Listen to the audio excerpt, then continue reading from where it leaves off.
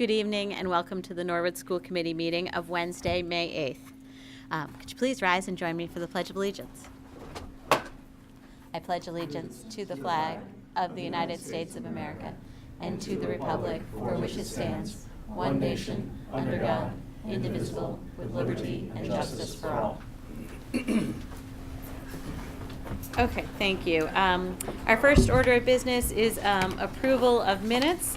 We have a few that we need to approve here. One is first from Saturday, April 6th. This was our joint meeting with the Board of Selectmen and FinCom. Do I have a motion to approve? Thank you. Is there a second? Thank you, Joan. Any further discussion? All in favor? Aye. Abstain by Maura and Dave. All right, thank you.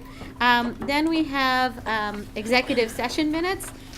We got a little behind on this paperwork, and so we're now approving executive session minutes from Wednesday, January 23rd. To remind the committee, this was held at the Oldham School. Is there a motion to approve? Thank you, Dave. Second by Maura. All in favor? Aye. And Joan abstains from that. Those are approved. And then we have minutes from our last meeting on Wednesday, April 24th at the high school. Is there a motion to approve? Thank you, Teresa. Second by Maura. Any discussion? All in favor? Aye. Unanimous. All right. Thank you very much. Dr. Thompson, do we have any correspondence this evening? We do not, Madam Chair. Okay. We do have warrants. And so for the committee, I will read these for you. We have 4 payroll warrants, one in the amount of $1,448,949.56, one for $99,028.26, another for $1,386,450.48, and another for $98,817.92. I'll remind everyone that we did not sign warrants at our last meeting. So this is where we have quite a few. We have 4 buildings and grounds warrants, one for $46,133.11, one for $45,489.72, $10,841.07, and $24,294.43. 2 food services warrants, one in the amount of $137,205.82, and one for $1,504.56. We have 5 accounts payable warrants, one for $128,221.12, one for $173,761.60, one for $383,741.97, one for $450.73, and one for $43,665.21. We have 2 interdepartmental invoices, one for $6,334.08 and another for $772.40. For a grand total of $4,228,662.04. So I ask the committee to sign at your convenience. All right. The next item on the agenda is public forum. At this time, we invite members of the public to come forward to speak to us about anything under the purview of the school committee. Is there anyone here who would like to speak at public forum? Seeing none, I will declare public forum closed. Dr. Thompson, do we have announcements? We do not have any announcements, and I have a few things to say, but I'll save them for the superintendent's report. Okay. The next item on our agenda is the school choice public hearing, but that's posted for 7:15, so we can't start that just yet. So I would like to move ahead with appearances, and we have 2 students here this evening. We do. Emily Murray and Soraya Adeli. Yes. So why don't we, so if we could have maybe Emily and Soraya maybe come on up, and I'm going to speak a little bit about you. You can have a seat. You can have a seat. We Yeah. won't make you stand. We'll speak first about Emily. Emily is an outstanding student and holds the top spot in her class, senior class right now. She has received academic awards in various subjects every year as a member of the National Honor Society, National Foreign Language, National Honor Society. She's earned the Platinum Seal of Biliteracy in French. In her junior year, she was awarded both the Rensselaer Medal and the Harvard Book Award. Emily is a dedicated member of the Norton High School community, participating in Student Government Day, French Club, Celtic Strings, just to name a few. She's an excellent student, who is most deserving of the accolades she has earned during her time at Norwood High School, and she will go on to do amazing things in her future, and she will be receiving the Massachusetts Association of School Superintendents Academic Excellence Award, which I'll be presenting in just a moment. But I'm going to speak a little bit about Soraya Adelaide. Soraya is an exceptional student and person who has achieved a remarkable high level in and out of the classroom. You might have remembered her from being with us during Student Government Day. She's a natural leader who doesn't just join extracurriculars, she immerses herself in them. Soraya ranks among the top students in her class. She's a member of our esteemed National Honor Society and Foreign Language Honor Society and was the recipient of the George Washington Book Award, recognizing academic excellence. Soraya is involved in a plethora of activities and community service projects. She mentors middle school students through the Playbook Initiative. She has served as a delegate from Project 351 to attend the gala at the JFK Library, honoring initiatives to provide more diversity and inclusion. And she has been selected to represent Norwood High School at the Mass Star Leadership Conference, and the list goes on and on. Soraya is a tremendous representative of Norwood High School, and we've been fortunate to have her in our school community. So I'd like to ask these two fine young ladies to come forth.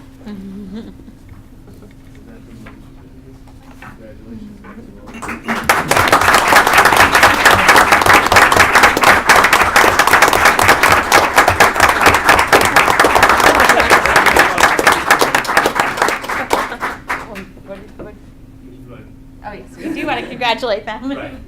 Congratulations. Yeah. Yeah. Absolutely. Smartest by standing near them. Really well done. Congratulations. Dave, would you want to do a picture? Yeah. Yeah. Congratulations. You're gonna be an Edward. Totally not an introvert, but we'll go over here, set it up, and I'll get it.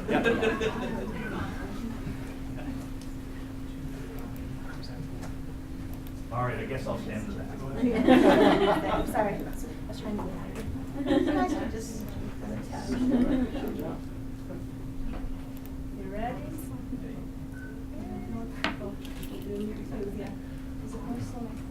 Awesome.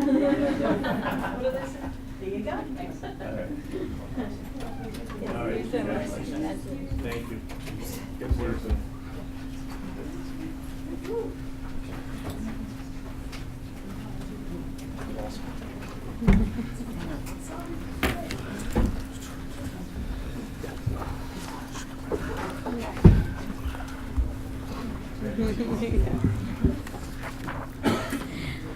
All right.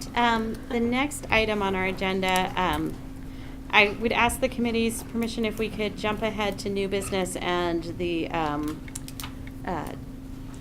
search, the National History Day competition field trip request. Is that okay? All right. Great. Let's just go ahead with that since we can't start our school choice hearing just yet. So, Mr. Martin, if you'd come up and join us, please. Thanks for having me tonight. So I'm just here tonight to ask for permission to accompany a group of students down to the University of Maryland next month for the National History Day National Competition. This past April 6th, we had 21 students and 7 projects compete at the state competition of National History Day. And we had 3 projects placed for nationals. So we had Kira O'Donnell. She placed first in the state of Massachusetts for the junior paper. Jackson Kiley, Nico Fowler, Jacob Zhang, Ryan Lee, and Ben Guarin won second in the state of Massachusetts for junior group exhibits. And Abby Lee and Audrey Haberlin won first in the state of Massachusetts for their group exhibit on the Lowell Mill Girls. So we had a total of 8 kids make it to nationals.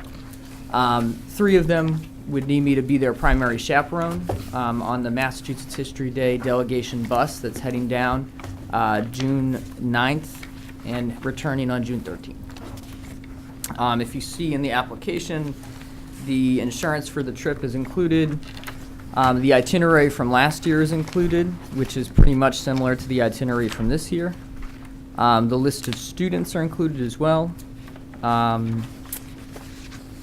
The cost should be included in there as well. Parents have already sought out donations from the town and pretty much have it covered from what people have pledged to donate. Excellent. And when would this trip be? So we leave on Sunday, June 9th. Okay. In the morning, we get to the University of Maryland, compete. There's other events that happen, and then we head back on Thursday, June 13th. All right. This is quite the honor for these students. It's very exciting that we get to send so many students down. It is. to I think this is the most we've ever had go to nationals. We in fact took the whole junior group exhibit category. We took first and second in that, which actually is the hardest category usually to get, and we took both. And then to get first place for Kira O'Donnell, to get first place in the paper, first place in the state for her paper, is a huge accomplishment. So yeah, it's a very exciting year. Other than that, too, we actually had 2 other groups get special awards as well. The Lowell Mill girls won Best Project in the era of the early 1800s, and one group on the Salem witch trials won Best Project on Salem history. That group didn't make it on, but they still won a special award, rather. Excellent. Is there a motion to approve this field trip? Just one question. Okay. One staff, you, and one chaperone, or is it you the one chaperone as well? I'm the one chaperone. So it's just one person? Yep, and a couple of the students heading down on the bus, their parents are coming Okay. as well. So, there might be a situation down there that I might act as a secondary chaperone for those kids. And there's a bus, not just from Norwood. It's a Yes, it's a delegation bus, actually 2 buses that head down, and our kids will be on one bus that actually conveniently picks right up in Norwood at the McDonald's down near the Burger King. But you won't be the only adult on the bus, just Oh, the no. only adult from Norwood. No, only adult from Norwood. Got it. Well, no. Well, the some- only it's gonna be- teacher from the only Norwood. teacher from Norwood, right, Yes, right. yeah. And there'll be tons of other adults and other people there as well, so, yeah. Is there a motion to approve? Thank you, Dave. Is there a second? Thank you, Maura. Any further discussion? Questions? Maura? I'm assuming the insurance is covered through the National Yeah, Society, and the there just Massachusetts- wasn't anything information about that in here. Oh, yeah, so it's this sheet right here. Okay. So the Massachusetts Historical Society actually runs Massachusetts History Oh, I see Day. it. I see it. Yeah, and they purchase the insurance and have it for the trip. Okay, great. Thank you. Any further questions? All right, seeing none, I'll put it to a vote then.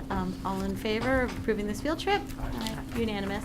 Thank All you right. very much and good luck to the students. Thank you very much. And congratulations and good luck in the Yeah. next round of competition, Mr. Martin.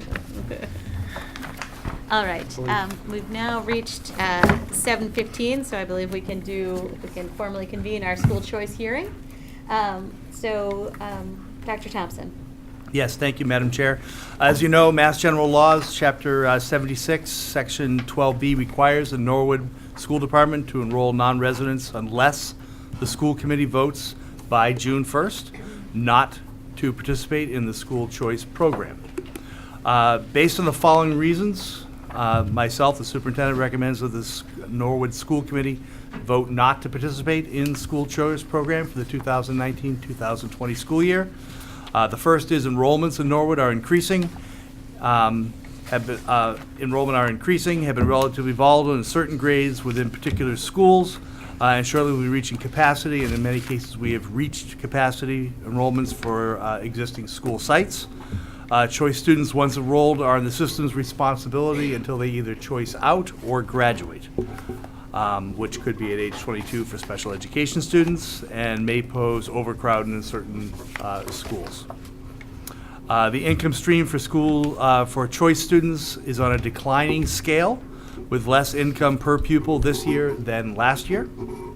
Norwood would be subsidizing the cost of educating each choice student, and that our per pupil expenditure is above the maximum allowable reimbursement. Students may enroll in a regular education student with a $5,000 as a reimbursement, then apply for a team evaluation and special ed services exceeding the $5,000 that would be paid entirely by the Norwood Public Schools. So for those reasons, it is my recommendation that we not participate in school choice. Is there a motion? Teresa? Motion to not participate in the school choice program. Is there a second? Thank you, Maura. Any further discussion? I'd just like to say, I think it's a very noble idea. I just don't know how it makes any sense. Like, why is it so not comprehensive and supported by the state? Because I would love to give people an opportunity to come to our fine schools, but we can't go broke doing it. You know, Right. so, I think that that's all I want to say. I think the districts that have found this successful are districts that have seen declining enrollments, Mhm. and so it's a way for them to bring some students into their schools, but that's not Norwood's situation. And Norwood has opted out of school choice for many years. I don't know if Mhm. I think believe since you ever it have. started, I think we have opted out because Right. it just doesn't make sense for our You schools. know, and it is one of those, capacity, size things. You see that, I mean, if you have a class of 15 or 17, there's room to add people in there, which then lowers your, and brings money into the system. We're not at that situation. We, in some cases, are larger than we would like to be, and our schools are crowded. If you've not walked through the hallways of some of them where the libraries and computer rooms are in the hallways, and the art rooms are in the hallways, you can see our problem, so we don't need to necessarily, it would be troublesome to add. And once you bring them in, you own them, so. Since this is formally a public hearing, I guess I need to ask if there's anyone who would like to speak to us about school choice. All right, seeing none, then I think I can put it to a vote. All in favor of not opting into, or all in favor of opting out of school choice? Aye. Unanimous, thank you very much. Okay. So now we are back to our agenda. Madam Chair? Yes. I think we had moved the field trips up. We wanted- Yeah, that makes sense. I think the next thing is to talk about the high school foreign language student field trip. So if Ms. Sterain, Ms. Kaplan, Mr. Bueller want to join us.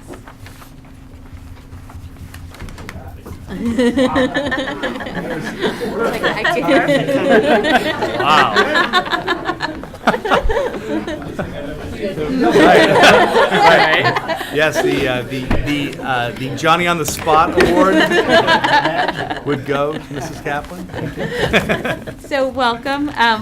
Can you tell us about your field trip? Sure, so when we were here a few school committee meetings ago, requesting to host the kids from France come October, we said that we weren't ruling out the possibility for a reciprocal trip that following April. And you guys encouraged us to investigate, do some research, and figure out the level of interest and come back. So Mr. Bueller and Ms. Kaplan did all that. I'll turn it over to you. Okay. Well, we've come up with I think, a beautiful trip, possibility to France with Carousel Tours. It's a company that has done this for years and works with many different schools also. And they came up with a really nice program of first doing a little trip through Normandy and then starting the homestay program basically on the first Monday or the Monday of our trip. Main reason being that they're still having Easter vacation that week when we would be arriving, so Okay. it actually works out perfectly. And Carousel Tours is the company that we have used to do the past exchanges that we've participated in. Mm-hmm. So we have never traveled. Our school has never traveled with them, but we are comfortable with what they've done for the students they've brought to Norwood from Spain and from France. Mm-hmm. The other tour companies that we've generally worked with, like EF or ACIS, they don't really do the exchange piece. So with EF, it was particularly difficult to find insurance that would cover us for the entire duration of the trip. Okay. And with Carousel, we're under their policy the entire time. Great. Okay. Are there questions from the committee? So this is during when the students are on break, or? Yeah, during April vacation of next year. Perfect. I just can't look at my phone to check when No, that is. that's okay. So, We'll awesome. be That's leaving, great. actually one day early, we'll be leaving on a Thursday evening, so we'll miss one day, the Friday, just before vacation. Right, And right. then we'll be back for start of school again. This itinerary, I think, is incredible. What an opportunity. It's a huge, it's a great opportunity, and I mean, for the price that they're charging, it's great value as well. So what would be the cost per student? I think I know it's in here, I just, I think it was 2,750, I believe, Okay. roughly.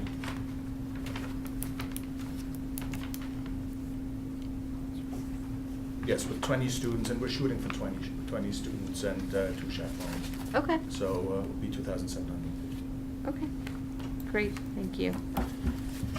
Any more? Oh, just motion to approve. Excellent. Is there a second?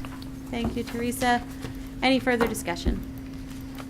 Seeing none, I'll put it to a vote. All in favor? Aye. Unanimous. Thank you very much. Thank you. very Have a much. safe trip. Okay, so now let's move back to the appearances part of our agenda. Dr. Thompson, do you want to introduce our next guest? Yes, our next guest is our next Director of Student Services, Mrs. Cimino, Lori Cimino. So I wanted to have her come and meet the committee. Of course, I told her you had 1,000 questions we're going to be grilling her. So we look forward to having Ms. Cimino join the team, and we're excited that she can be with us this evening. Welcome. Mrs. Cimino? Welcome. It's an honor to be here this evening and a privilege to be chosen as the next Director of Student Services for the Norwood Public Schools. I know I have big shoes to fill as Ms. Alexander moves on and heads off to a well-deserved retirement. As Dr. Thompson said, my name is Lori Cimino, and for the past 19 years I've been working in the field of special education, servicing students age 3 through 22 with a variety of special education needs. The past 13 years, I've been working as a special ed leader in various roles from preschool through high school. In the past 7 as the Director of Student Services with both the Cohasset and Wellesley Public Schools. I'm very eager to begin my transition to Norwood. And in the next coming weeks, I'll be spending some time with Ms. Alexander, really getting to know the Norwood Public Schools, looking at the organizational model, the strengths, and the challenges that lie ahead. And really developing some groundwork for what will hopefully be a seamless transition come July 1st. Dr. Thompson and I will be working on my transition plan, have a draft plan for him on that. And I have to be honest, I have a little bit of senioritis, even though it's only mid-May. I'm getting very excited to be making the transition here and really getting into actually doing the work. But I want to thank you all for trusting me and leading what is such an important piece of the portfolio of work here in the Norwood Public Schools, and I look forward to our future collaborations together. Excellent. Thank you very much. Are there questions from the committee? One comment? Yeah, absolutely. This is a tremendous amount of work you've done in the past, and I think we're very fortunate to have you on board with us, and welcome. Thank you. I'm excited to be here. Teresa? Welcome. I grilled you with my questions during the forum, so I won't make you go through it again. But I'm very pleased to have you join us, so welcome, Lloyd. Thank you. Anyone else have questions? I was wondering if you could just tell us a little bit about, I guess, your philosophy about I think one of the things Norwood has kind of struggled with is the integrated, we have some substantially separate classrooms, but I know that we've been working for years to successfully integrate special education students in regular classrooms where we can. And I know my sense is that we have been successful, but it hasn't been necessarily consistent throughout, everywhere we've tried to do it. So just curious what your thoughts are on how to go about, I know you don't know the specifics about Norwood, but I guess just if you could kind of speak about what your thoughts are on. I can tell you philosophically, I Yeah, believe that's that where I'm trying to get to. I believe that every child, regardless of what their disability type is, does have the ability to include for some portions of their day if it's been determined that they can be in a public school setting. So it's a matter of identifying what those strength areas are and how they can best be supported within a general education setting. That's not to say that the entire day is the best place for them to be in the general ed setting, or that perhaps the core academics are the best time, but we should be able to, as educators, to identify times when students can be included in with their typically developing peers to benefit from that community if it's been determined. So it's a matter of really taking a look at the individual child, taking a look at what their strengths are, what their needs are, and how we can best be creative in supporting them within the classroom. So it is a little difficult to say without knowing specifics, but absolutely. I wholeheartedly believe that inclusion is possible for the vast majority of our students. Great. There are other questions? All right. Well, thank you so much for joining us. Thank and we you. look forward to working with you starting in July. Yes, excellent. Thank you. Thank you.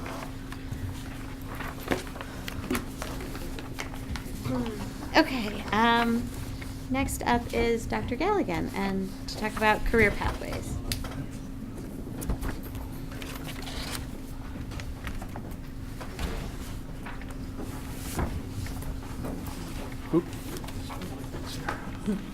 I guess next up is Dr. Galligan and friends. So if you could introduce yourselves. Thank you to the committee for having us here tonight to speak about career education at Norwood High School and innovation pathways. I will let the team introduce themselves who has accompanied me here tonight. Cindy Gray. Krista McDonald, I'm the head of guidance up at the high school. Mallory Jean-Noel, career counselor. And we're really excited. Earlier this year, from the beginning, we had the opportunity to share our school improvement plan with you all for your approval and endorsement. And a big piece of that was expanding and exploring more career education opportunities in Norwood High School. We're really, really excited to share, as you found out recently, that Norwood High School has recently been one of 11 high schools in the Commonwealth designated as an innovation pathway school. And we'll share with you a little bit more about what exactly that means. And we're each going to take a little bit of this presentation. We'll walk you through kind of why career education at Norwood High School and what does that mean. A little bit specifically about the innovation pathway process and designation and what that means from the state. A little bit about what we did to get there and what we're doing now and in the future. So it's kind of 4 parts, and we'll take it as such. We'll kick it off, and Ms. Jean-Noel will give you a little bit of background. So good evening. We're really excited to be here and to be discussing our college and career readiness pathways that we have been exploring, not just with the healthcare innovation pathway, but what we can do as a school to be more inclusive of alternative career pathways and opportunities that are available to students outside of the traditional college preparatory model. Over the course of the academic year, Dr. Galligan and I, as well as one of our special education teachers, and our guidance counselors, attended a college and career advising training program, a series of workshops that allowed us to delve deeper into the elements of college and career readiness. And throughout that process, we came up with several questions that we thought were really important, and the main question being the why behind the what. Are we making the connection of what the purpose of attending high school is, rather than just saying, I'm going to high school to go to college, and asking students whether or not they're taking ownership of their learning and how what they're currently learning is connected to a career interest or a passion or, just something that maybe they thought that they could do that they didn't know was actually a career pathway, and then how am I making appropriate real-world connections? So these kind of essential questions are the questions that we've kind of explored in developing a further rigorous college and career pathways. So that workshop and training model was called MyCap. It's called the My Career and Academic Plan. It's the new college and career advising framework that was created by DESE. It was formerly called the ILP, and it's a student-directed multi-year planning tool that helps students kind of increase their understanding of their connections between what they're doing now and how they're going to prepare for their future success, whether that's in post-secondary education, the trades, going straight to work, and so forth. And there's an integration of 3 domains for college and career readiness, and those domains are what we developed into a week-long program called Career Week. So career development education is really the basis of the MyCap training. I think formally a lot of college preparatory high schools do a good job of preparing students for college. It's career development education where we may have some challenges in exposing students to the 3 domains of career development education, which is career awareness, which is the first level of career development education, where it's exposure to the type of career pathways that are available through interest seminars, through research projects and things of that nature. You know, say a student was like, I didn't know that I could design shoes, or I didn't know that, you know, I could go out and science is involved in cooking. It's making all of those connections for them at a very basic level. In terms of career exploration, that's when students go on job shadows and they get more of a little bit more of an intensive experience. They may spend a career day somewhere. And then career immersions are your internships, your part-time employments, and your work-based learning opportunities. So as I said, through this process, throughout our reflection, we thought that the best way to implement MyCap at Norwood High School was to create a series of career weeks. And right now we're in a gradual release model. So this year we implemented one career week, which was April 8th through the 12th.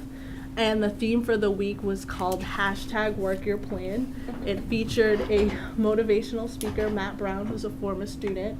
We had various workshops such as personal branding, authenticity, finance. We had our inaugural NHS Teacher Job Shadow Day, in which Norwood High School students shadowed teachers at the middle school and the elementary school. We had Town Government Day, which is a part of, obviously, that you guys know a lot about. We had career-focused lessons in every academic class, and so that was a switch. The department chairs were very supportive in embracing this model and demonstrating for students how to connect what they're learning every day to future career pathways. We had a career interest seminar and a career and resource fair on Friday, in which the entire school participated, and juniors and sophomores were able to rotate through the career interest seminars and meet with 3 professionals of their choice from different career areas. We had over 35 participants at the career and resource fair from the trades.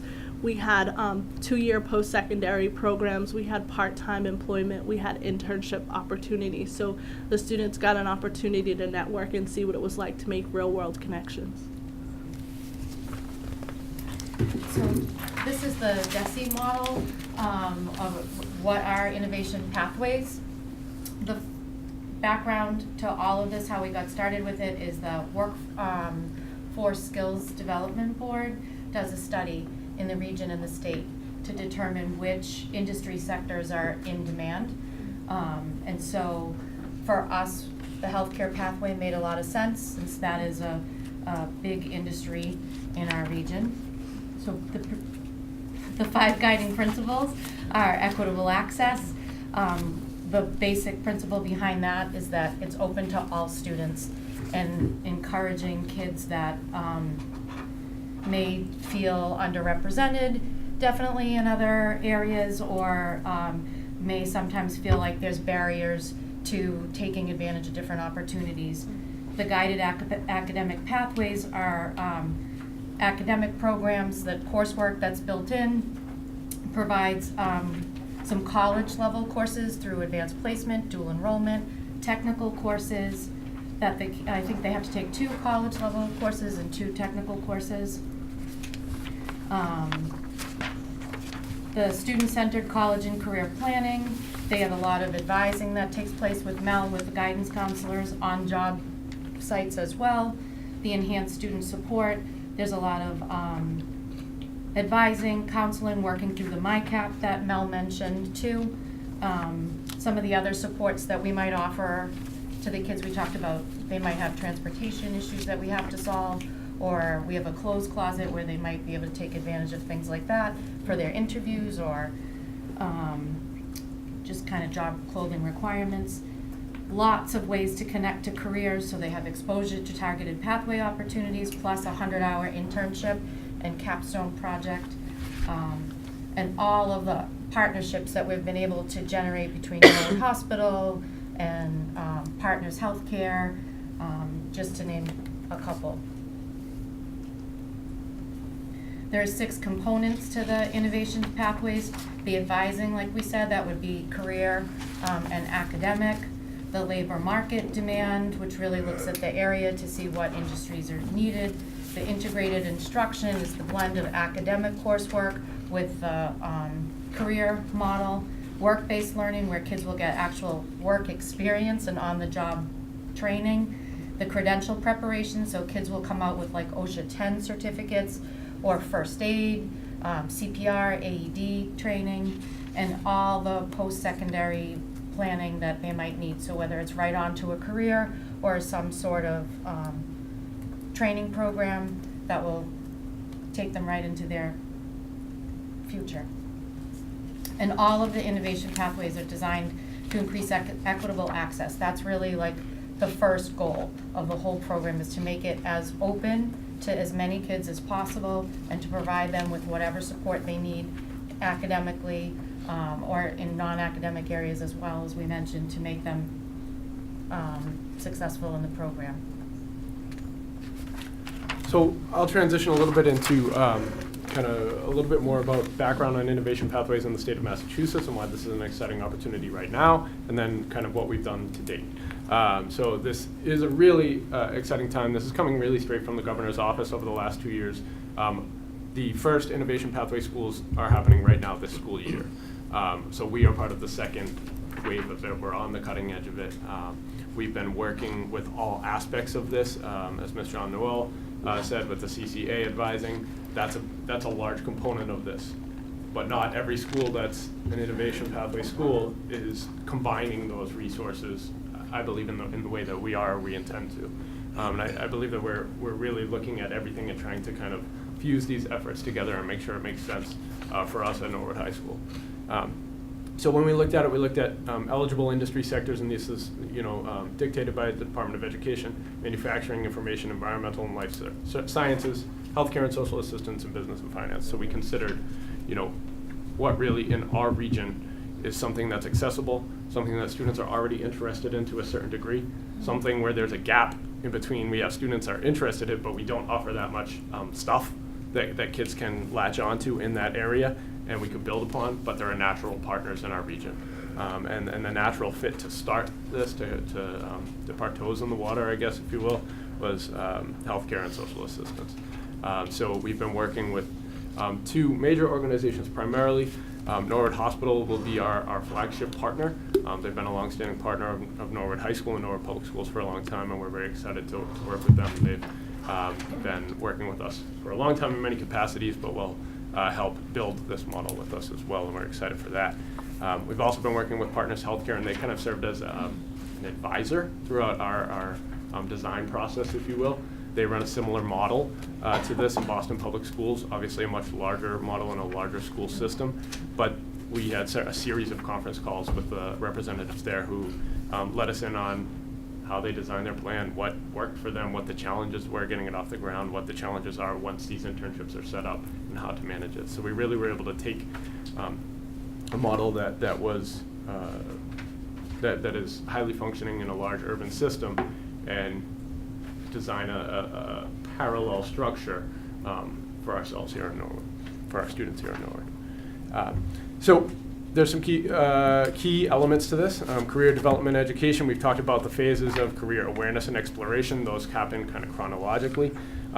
This should culminate in career immersion.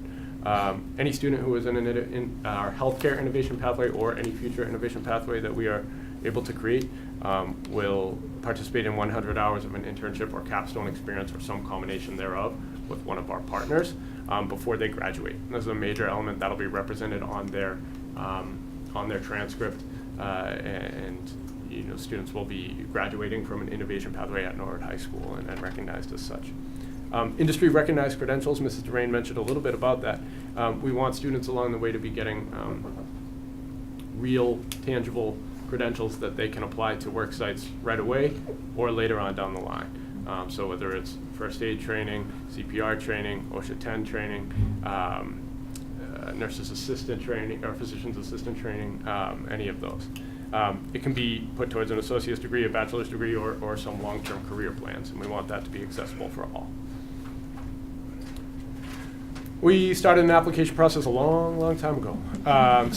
There were a couple elements that needed to happen. We needed a district, which was us. We needed the support of the central office, which we had, and we needed a high school, which we are. We needed an employer representative and a combination of that with our workforce development board. So Mass Hire Metro Southwest has been a key partner for us even before we had identified exactly where we wanted to go. We met with them last summer and really started to look at the needs in our area and kind of study this opportunity together and figure out what would work. So we have what is represented in bullet point number 2 and 3 with a combination thereof of Norwood High School and Mass Hire Metro Southwest and Norwood Hospital as kind of this, are the 3 key partners in this. Quick, I'll move through the timeline.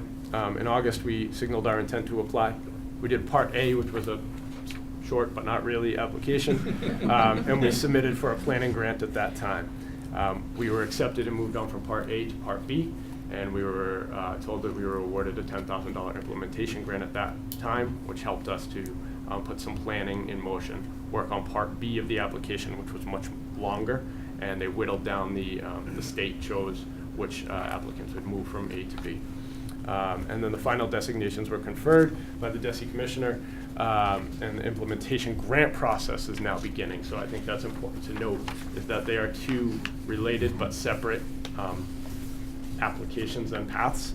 So while we have been designated an Innovation Pathway School, one of 11 for next year, we have not yet obtained the implementation grant. We have a small planning grant that we are working off of, but we have signaled our intent to apply for a $125,000 implementation grant. We will learn more about that tomorrow as we are at a conference in Leominster to learn more about the next steps. So this is what I'll allow in a moment Mrs. McDonald to move into this a little bit, but these are kind of what we have to do from DESE's end once we are moving. We're scheduling students. Ms. McDonald's going to talk about that right now in a minute about what that means. This is a 5-year designation. So you get an implementation grant, but there's a guarantee by the school and the school district that they'll continue this model. And with that, there's oversight and a team that comes in from DESE once or twice a year to kind of see how you're doing and audit you. So annual reporting obligations, performance metrics, and site visits to make sure that we're meeting all our goals, to make sure that we're doing what we have set out in the application to do, and ongoing support with that. So we're really excited about that, and we've actually been in contact with one of the schools that's already embarked on the process this year in a healthcare pathway to kind of learn from them what this process is like as well. As we said, this is kind of the money piece of it, to be determined on the implementation grant. DESE's goal, they have verbally stated, is to fund all of the Innovation Pathway schools with an implementation grant. So that is their goal, but they have to wait for the state to kind of go through the process, the budgetary process, to see how that will play out. And where are we now? Yeah. So this is all great, right? But now how do we tell 13-year-olds that this is great, right? And to completely commit to this pathway that we're trying to quote unquote sell to them. So what has happened is Mrs. Jean Noel and I have gone down to the middle school. We've spoken to all the 8th grade teams down there, kind of individually as teams, so there's the 3 teams, and explained what a pathway is, just to give them a clear idea of what they would actually be signing up for. Our goal is to get a sample size of our demographics, so I think some of that is a challenge. We have, our regular ed population, our special ed population, ELL population, economically disadvantaged, and at-risk students, so academically at-risk, and we're basing that on MCAS scores. They're 7th grade because their 8th grade won't be out yet. So we're trying to find a sample size of that. We've had about 25 students, 27 students express interest. So we're going to be going back down to the middle schools and meeting with those students in particular. I do think the first year out of this, there's going to be some more recruiting, and I think ideally it's going to turn into we're almost having to cut people out because we don't have the room, and hopefully we can continue to build that room. But I think with trying to roll it out, that's where we're at right now. This slide, I don't have to go through. This is the stuff that the rest of the team has talked about. But this is what we're really trying to get in and explain to the kids what it actually means as they're going along. Dr. Galligan makes fun of me because I say daily grind too much, but what we're trying to do with the students is to connect that quote-unquote daily grind of those core courses and some of that challenging work with something that's more hands-on and more practical. So it's like, why are you doing this homework? Why are you coming to school every day? And really getting excited about what they're doing. What we're going to be doing, so for the 9th grade, what they're really committing to, and there are entry and exit points that we're still in the process of figuring out. We're more focused on our entry points right now, is to complete one required pathway course. We have the BYU online program that's called Healthcare Careers. So it gives them an introduction to all healthcare careers. I think that's part of the challenge, is getting them to see outside those umbrella professions, that medical doctor, that nurse, that physical therapist, and that there are so many more things to be offered. So that's something they will do along with their core courses. So it continues to build that college preparation piece and is adding in that practical hands-on learning piece. The OSHA 10 will be the industry recognized credential that we'll hope that freshmen are able to accomplish by the time they finish 9th grade. Again, it's on online support, so it would be a hybrid model where Mrs. Jean-Noel would work with the students during their studies to complete these credentials as we go along. And we're still in the process of figuring out whether it would be a whole class or during their study periods, depending on our elective offerings. So right now, for a lot of these students, and I do think, like I said, the challenge is getting them to even think about this right now and think like, I know I want to be in healthcare or give it a shot. So even students that really have no idea what they want to do but may seem interested, we're trying to pull them on board. And sometimes the most important thing in life is the process of elimination and things you don't want to do, and you don't want to drop $50,000 a year on something at college that you just realize you may not want to do. So that can be just as valuable as a student that's absolutely sure about what they're going into. So we're really looking at those students too. They have to enjoy some sort of self-directed learning. But again, Ms. Jean-Noel is going to be a great resource to them as we go throughout the process, and she'll also be offering individual coaching and support that way. This is, like I said, this is just a list. This is more for the kids. So this is what we showed them about the actual professions that are out there that they can be exposed to as they go along. And so the next steps, as I said, they expressed interest already. We're then going to go down and really target a group and have those conversations to make sure they know what they're signing up for, hopefully a positive way. We're going down to St. Catharines, so we make sure we're covering that population as well in about 2 weeks. We'll then set up interviews, acceptance letters, have parents and families involved so that they know what their children are getting into. And then we'll have an orientation in the fall as we go along. So our goal is to have 20 to 25 students this first year in our rollout, and then be able to build on top of that each year 20 to 25 more students. That concludes our formal presentation, and at this time we'd be happy to answer any questions that the committee has. Oh, thank you so much for coming. And when you were talking about the timeline and signaling your intent to apply in August, I was realizing that Dr. Galligan started as principal on July 1, and Mrs. Durain started as vice principal on July 1, and so less than 2 months later, they were already moving along this path. So I want to just applaud your efforts in all of this. But it did look like there were some questions from the committee. Oh, did I? I saw you raising your hand. It's less of a question and more of a, this is great. I just think it's fantastic. I think that one question I did have, and then I want to kind of laud you and for the confetti, but the healthcare innovation pathway, is there another that you're thinking of, like down the road? I'm just curious where if this is successful, what's another pathway that you might be interested in working on? Yeah, I think this is, we want to be thoughtful, methodical, and successful in our rollout. So when there were some schools that went with 2 this year, DESE strongly advised against it. We considered it briefly and decided that to do this for 1 to 2 years and make sure it's a successful model, one that we can sustain, that it's not something that we do through the course of an implementation grant and then have to abandon, and students would be through 10th grade of the program and we wouldn't be able to continue it. That would be our worst nightmare, right? So we want to make sure that we can sustain this, be successful at it in a small area, and then expand it.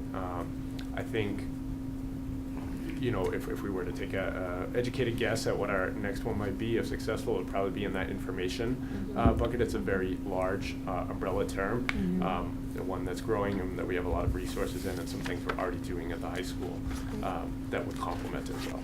Great. There's a memo that we received that you wrote to Dr. Thompson, and I just want to read the second paragraph of it because I think there might be some people who say, you know, this is a great idea, but why is this something that's right for Norwood? Why don't we just encourage these students to go to a vocational school? And I think that it really sums up why this program makes so much sense to me. And it was one of the things I actually talked about in my campaign when I was running for school committee, was the need to give opportunities to students who might not be heading towards a four-year college. And so I just think that I just want to read this. Norwood Public Schools has seen quickly changing demographics in the community and schools. This requires us as a school and school system to rethink how we allow students to become future ready through a variety of educational opportunities that complement our college preparatory curriculum.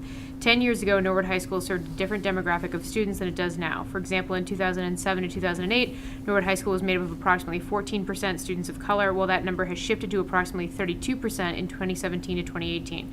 In 2017 to 18, approximately 37% of our students were designated as high needs, 24% is economically disadvantaged, and 17% do not speak English as their first language. At this time, Norwood Public Schools is hoping to offer more educational options and opportunities for all of our students. The Innovation Pathway model is an integral part of this plan. So, I mean, the reason that I think that this is just such a huge step forward for our district and the high school specifically is that it's recognizing the reality of where we are and meeting our students where they are and where they need to go, as opposed to trying to fit them into the model of what high school always has been. And I just think that that's really fantastic. So I'm really excited. I hope you'll come back and update us as you go, because I think this is really, really quite a wonderful program.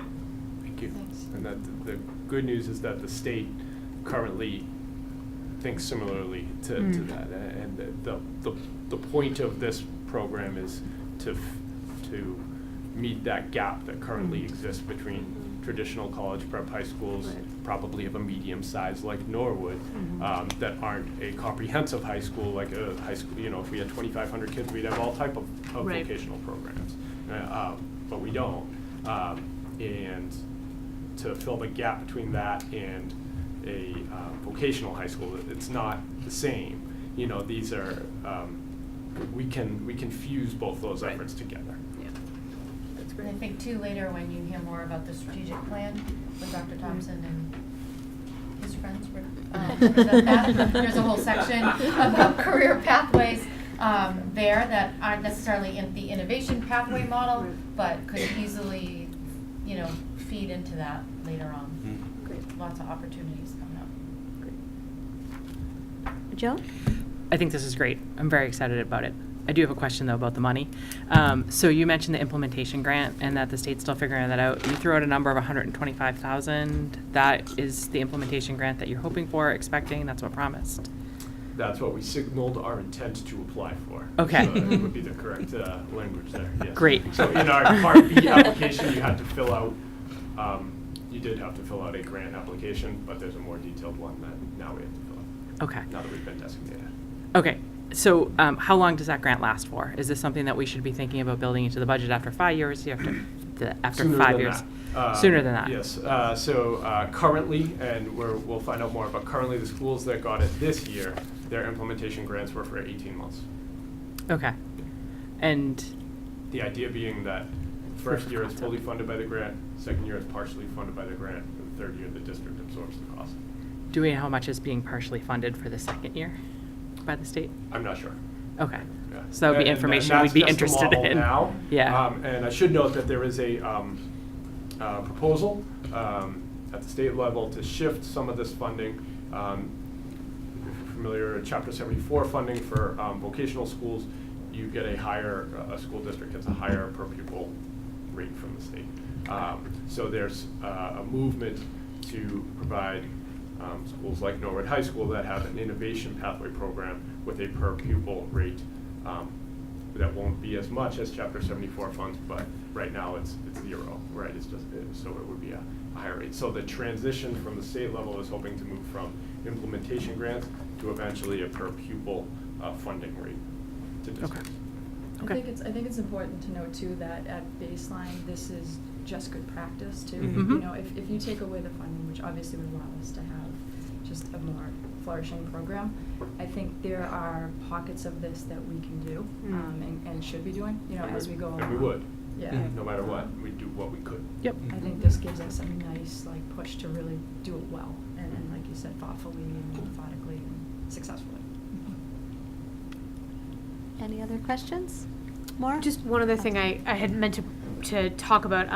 Mrs. Drain, you talked about how you at the high school have a clothes closet, so for students who might need an outfit to go on an interview with or to go to work with. And I had been hearing something about there's also some clothes closets for students who might need something to go to the prom or things like that. And I just think that it's one of those things that we don't always herald, but the fact that our schools do also sometimes have to be community centers and help in this way. And I think that, again, it's just another way that I want to sort of recognize you all at the high school for, again, seeing what the needs are and meeting those student needs. And I just think that that's such a small thing that people might not think about, like having the suit jacket to put on, having the dress, having the pair of shoes that allows you to not only be ready to go out on an interview, career counseling lesson, like what do you wear?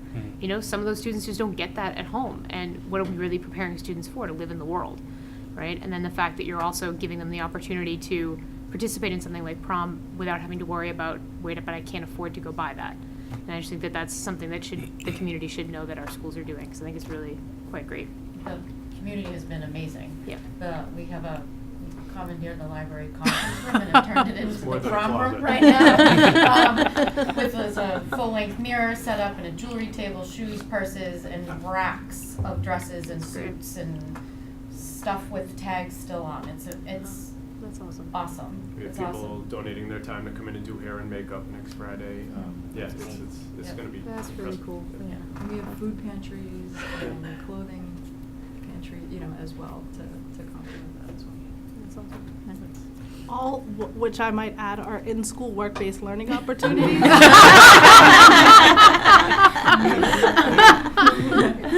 She's not kidding. We have kids signed up to do it. It's sorry, I don't mean to pontificate, but like that's such a cool way to figure out what you might like. You know, like if you're Yeah. gonna sign up to work with a cosmetologist who's coming in to help with hair and makeup. Yep. Like so often we say to kids when you're like at the end of high school, figure out what you want to do and then go pay hundreds of thousands of dollars to go figure out if that really is what you want to do. But you're giving kids a chance to actually figure out what it is they might want to do. That's just really great. Teresa, it looked like Yeah, you just a brief comment. Just to thank all of you. I think you're such a strong team together, and this is an amazing initiative, but I know it's one small piece of everything you're working on, some of which we're going to hear from later. And also, I just wanted to welcome you, Mrs. Jean-Noel. I've heard great things about you from Dr. Galligan, and I can see very clearly why in this presentation you bring a lot of strengths to the district, so thank you. Thank you very much. Any further questions? Just want to echo what everyone said. Tremendous work with this. I think I once counted I did 17 or so odd jobs through high school and summers in college. The opportunities like that are fewer and far between. There's no more small businesses owned by one guy that can give you the work ethic and understanding of small business anymore. It's all online. So an opportunity like this for internships is tremendous because I didn't even have a chance while I was in college, and I did 3 officially, 4 unofficially.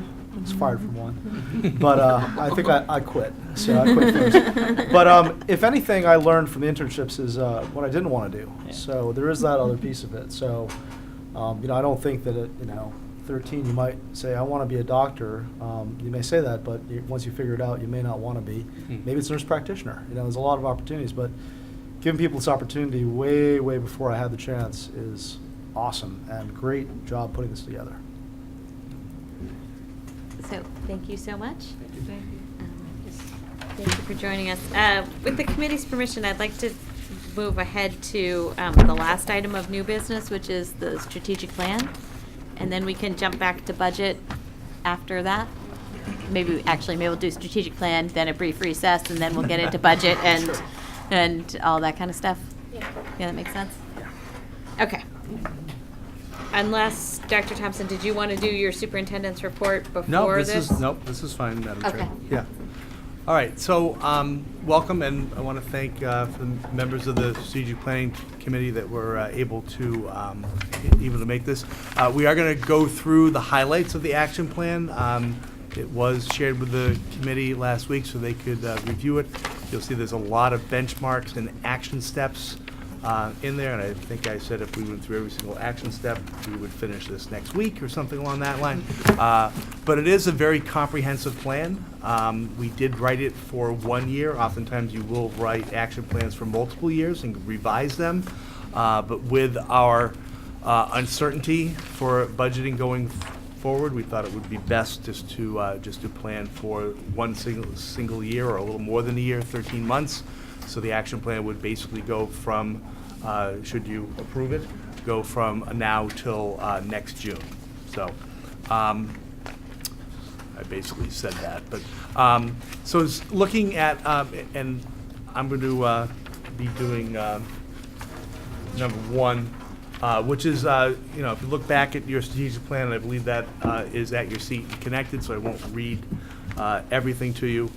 You've heard it several times before, but investment in resource and allocation. And what we're really trying to do is to line up our resources, make sure we're making investments in our schools and such. And 1.1 talks about an open and transparent budget process.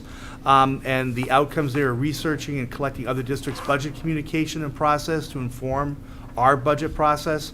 And we also want to engage and survey stakeholders on how they consume and acquire budget information. And for this, we are, our district, as a district, we need to explore best practices in other districts, use organizations such as MASC, the superintendent, the School Committee Association, as well as MASBO, which is a business officer organization, and get best practice, look at other districts and what they're doing for best practice, use that to inform and reflect on our practice, and then survey stakeholders and how they acquire budget information, because our want is to be transparent and informative, and use those to create recommendations for our budget process moving forward. And we're hoping to have that have those recommendations, early winter, January 2020.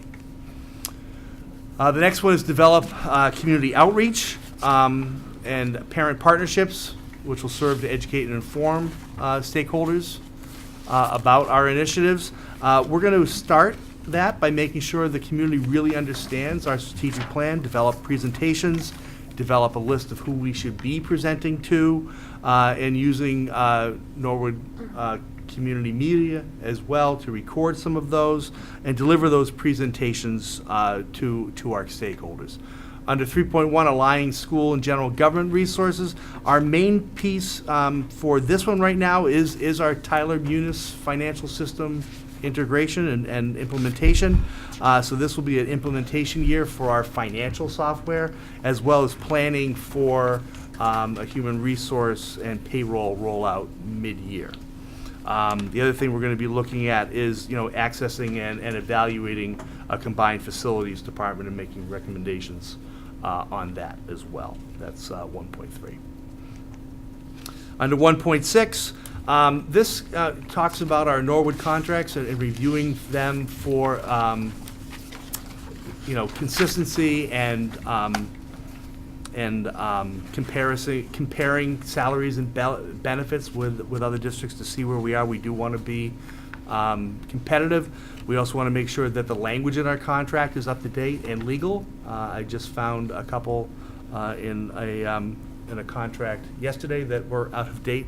We are in the process of negotiating that, so it's not a big deal. But this sort of going through our contracts and making sure that they're up to date and ensure that that the contracts are going to allow us to meet our strategic objectives going forward. So then we're going to move on to the second strategic area, which is facilities and operations. And Mr. Kidd has come forth. He's going to talk a little bit about facilities and operations. Did I go too fast? Nope, I did not. All right. We were all split up in different groups and worked together on our strategic objectives, and I was part of the facilities and operations group. And our strategic objectives 2.1 and 2.5 are focused on revisiting the facility study and developing a long-term strategic facilities plan, which the outcome includes completing the MSBA deliverables that need to be done over the next year and a half in order to secure funding needed for the feasibility study for the new Coakley Middle School. We also, as a district, our goal is to form a long-term strategic facilities plan, and also investigating the reconfiguration or our current configuration of our elementary neighborhood schools model, and if that needs to be reconfigured and what that looks like long-term, and present that strategic facilities plan to the school committee by next June. We also, for strategic objectives 2.2 and 2.3, with a focus on technology infrastructure and support to support technology enhanced curriculum, and basically the outcome is to write our new next generation technology plan that aligns with the strategic objectives that will be presented to you forthcoming. You know, you all, or most of you, are pretty familiar with me talking about our technology plan over and over and over again. So this is now the chance to get the next plan up and running and move forward with that. And we hope to, again, have that, work on that as a committee of different stakeholders throughout the year, next year, and have that presented to you by spring of 2020. And then finally, for strategic objective 2.4 is a focus on sustaining and improving the necessary safety measures and procedures that promote a safe learning environment, with a bit of a focus on reviewing and improving communications infrastructure throughout the schools, especially in emergency situations and safety situations as well. So again, it will be pulling together different stakeholders. There's been a lot of work that's been done over the years on safety planning and safety protocol in the schools, but we need to pull together and review those, as well as review communication infrastructure in the school, how teachers and administrators and are communicating, whether we're talking about district-wide messaging systems, as well as in-school communications, phones, and intercom systems. And then again, reviewing those and coming up with recommendations on what we need to do to move forward to improve on it. Thank you. Great, thank you. All right, then we're moving on to innovative instruction and personalized learning, and Dr. Wyatt is going to speak to number 3. Right. So Action Plan 3.1, the objective is to establish standardized instructional practices for the district based on best practices and build understanding among the teaching staff. So the outcome we're shooting for by June 2020 is that these instructional practices will be standardized, communicated, and implemented throughout the district. One of the action steps that we've been involved in lately is identifying several of those practices, namely sort of mastery objectives or objectives for the particular lesson at hand, activators and summarizers, for example. That is in process, and we hope to have that done by next June. Action Plan, June of 2020. Action Plan 3.2, the objective is to provide common planning, professional learning time at the high school and elementary levels for all staff 2 times a week for 30 minutes through the provision of adequate specialist staffing. The outcome for this June 2020 is that all levels will be provided with a minimum of 45 minutes for common planning time a month. Almost to a person, the teachers say that's what they need most in order to advance their work. They need to sit down together and do some common planning and sort of refine their practices. So one of the action steps that we can do is to utilize one of the department meetings per month for common planning. That's in the contract, and it's just a matter of saying, okay, that's your time, folks, and develop an agenda, and we have the principals to oversee that time, along with the department chairs with their departments to make sure it's sort of well structured and well used. Action Plan 3.3, the objective is to implement a professional learning system by using professional learning time for instructional improvement that includes high-quality professional development, PLCs, which are professional learning communities, data teams, tiered supports, and project-based learning. There's a lot packed into that action plan objective, but for 2020, we're shooting to have a professional learning system that will be developed that supports the district plan. So some of the concrete action steps there are the instructional rounds that we've been doing this year. Those will continue and be expanded next year from schools to levels. From levels to each of the schools. And obviously, I'll be developing a professional development plan for the system that meets this strategic plan with the principals and the department chairs and others.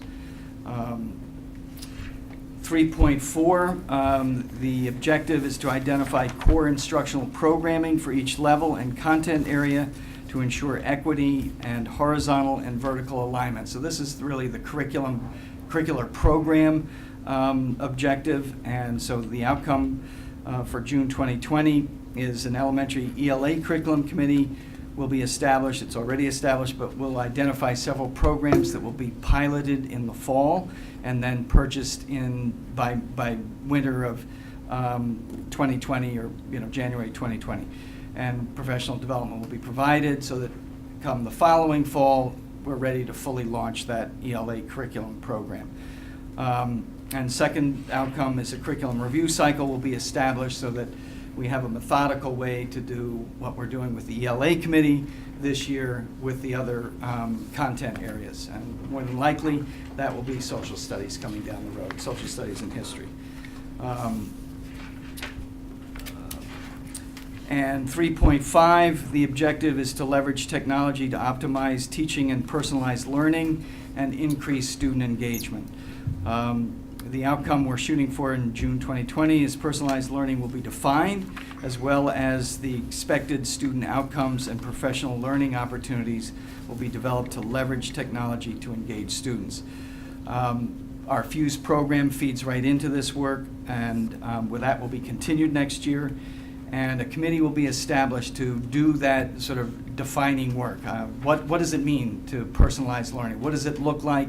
And what are the expectations in terms of what we have of teachers and our use of technology in that model? So that's the key goal for next year. Action Plan 3.6, the objective is to analyze and synthesize data to inform all students and create personalized learning and to inform all instruction for all students and create personalized learning and targeted instruction. So the outcome we're shooting for there is an online assessment system. Will be identified and training will be provided to staff that informs instruction and supports student learning. Right now, we're in the process of looking at some of these systems that we might be able to use for summer school, just as a way to get familiar with them before we go into a formal adoption process. The middle school is looking at a couple of assessment systems, and we hope to nail that down next year is the goal. And lastly, Action Plan 3.7, the objective is to develop and implement inclusive practices that consistently meet diverse learning needs in grades pre-K-12. So this is, Lori, you're going to be tied into this one, right? The outcome next year is a plan will be developed to improve inclusive practices for the district. So again, similarly, we will need to identify what practices are currently in place as an action step and what practices we want to see more of, and then provide professional development and structures for that to come to fruition. Okay. So those are Section 3, which is really the most important section of the entire strategic plan. We all know that, right? Thank you, Dr. Wyatt. Back. All right, I will take a few minutes to present on district strategic objective number 4, programs and pathways. 4.1 states develop pathways that capitalize on student interest and teacher expertise. This really works back to what we just presented on. The outcome is develop and initiate initial career pathways throughout this school year and next. And that is a very attainable goal. 4.2, review and align existing programs and courses to fit the K-12 career pathway model, including dual enrollment opportunities for college credit. So this is an area for growth once we've been successfully started the career pathway model at the high school. How do we build on the career exploration and career exposure models in the pre-K through 8 grade levels? And that's happening in spots right now, and it's how do we look at those opportunities that we already have, find our many community partners that we have at those levels and work them into a curriculum, if you will, for career exposure at that level. Likewise, dual enrollment opportunities for college credit. We have some of that now, but it's definitely an area of growth at the high school level. We have partnerships with Massasoit Community College and Mass Bay Community College, and we're looking to expand those opportunities for students to obtain dual credit for high school and college courses at the same time. 4.3 is develop alternative opportunities and partnerships for students to learn and earn academic credit at their own pace and at different times and places. So this is going to require a real team effort to really look at schedule models over the next couple of years. How do we look at when students and staff work? Do they sometimes work a little bit earlier or a little bit later? Can a student take a course at a different time of the day than has traditionally happened? And we're looking to establish internships and work-based learning experiences. That's well underway, but we're going to need to put together a real scheduling committee district-wide to research alternative scheduling and online earning options to be able to do this at different times and places in some areas. 4.4 is identify and develop community partnerships for various pathways. We're well underway there, but we're looking to build those model at other grade levels. Identify and recruit community partners for pathway collaboration and career exploration, and that's a very attainable goal over the next year. Great, thank you.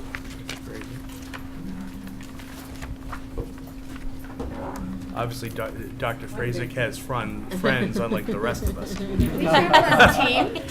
tried to pawn this off on Margot, but then Right. Notice we put this group last for this reason, so we wouldn't all You were look told bad. whoever brought the most Save people the get like best an for extra last. vacation day. That was us. Yeah. So, Go ahead. ours is actually on number 5. Our title is Safe and Supportive Schools.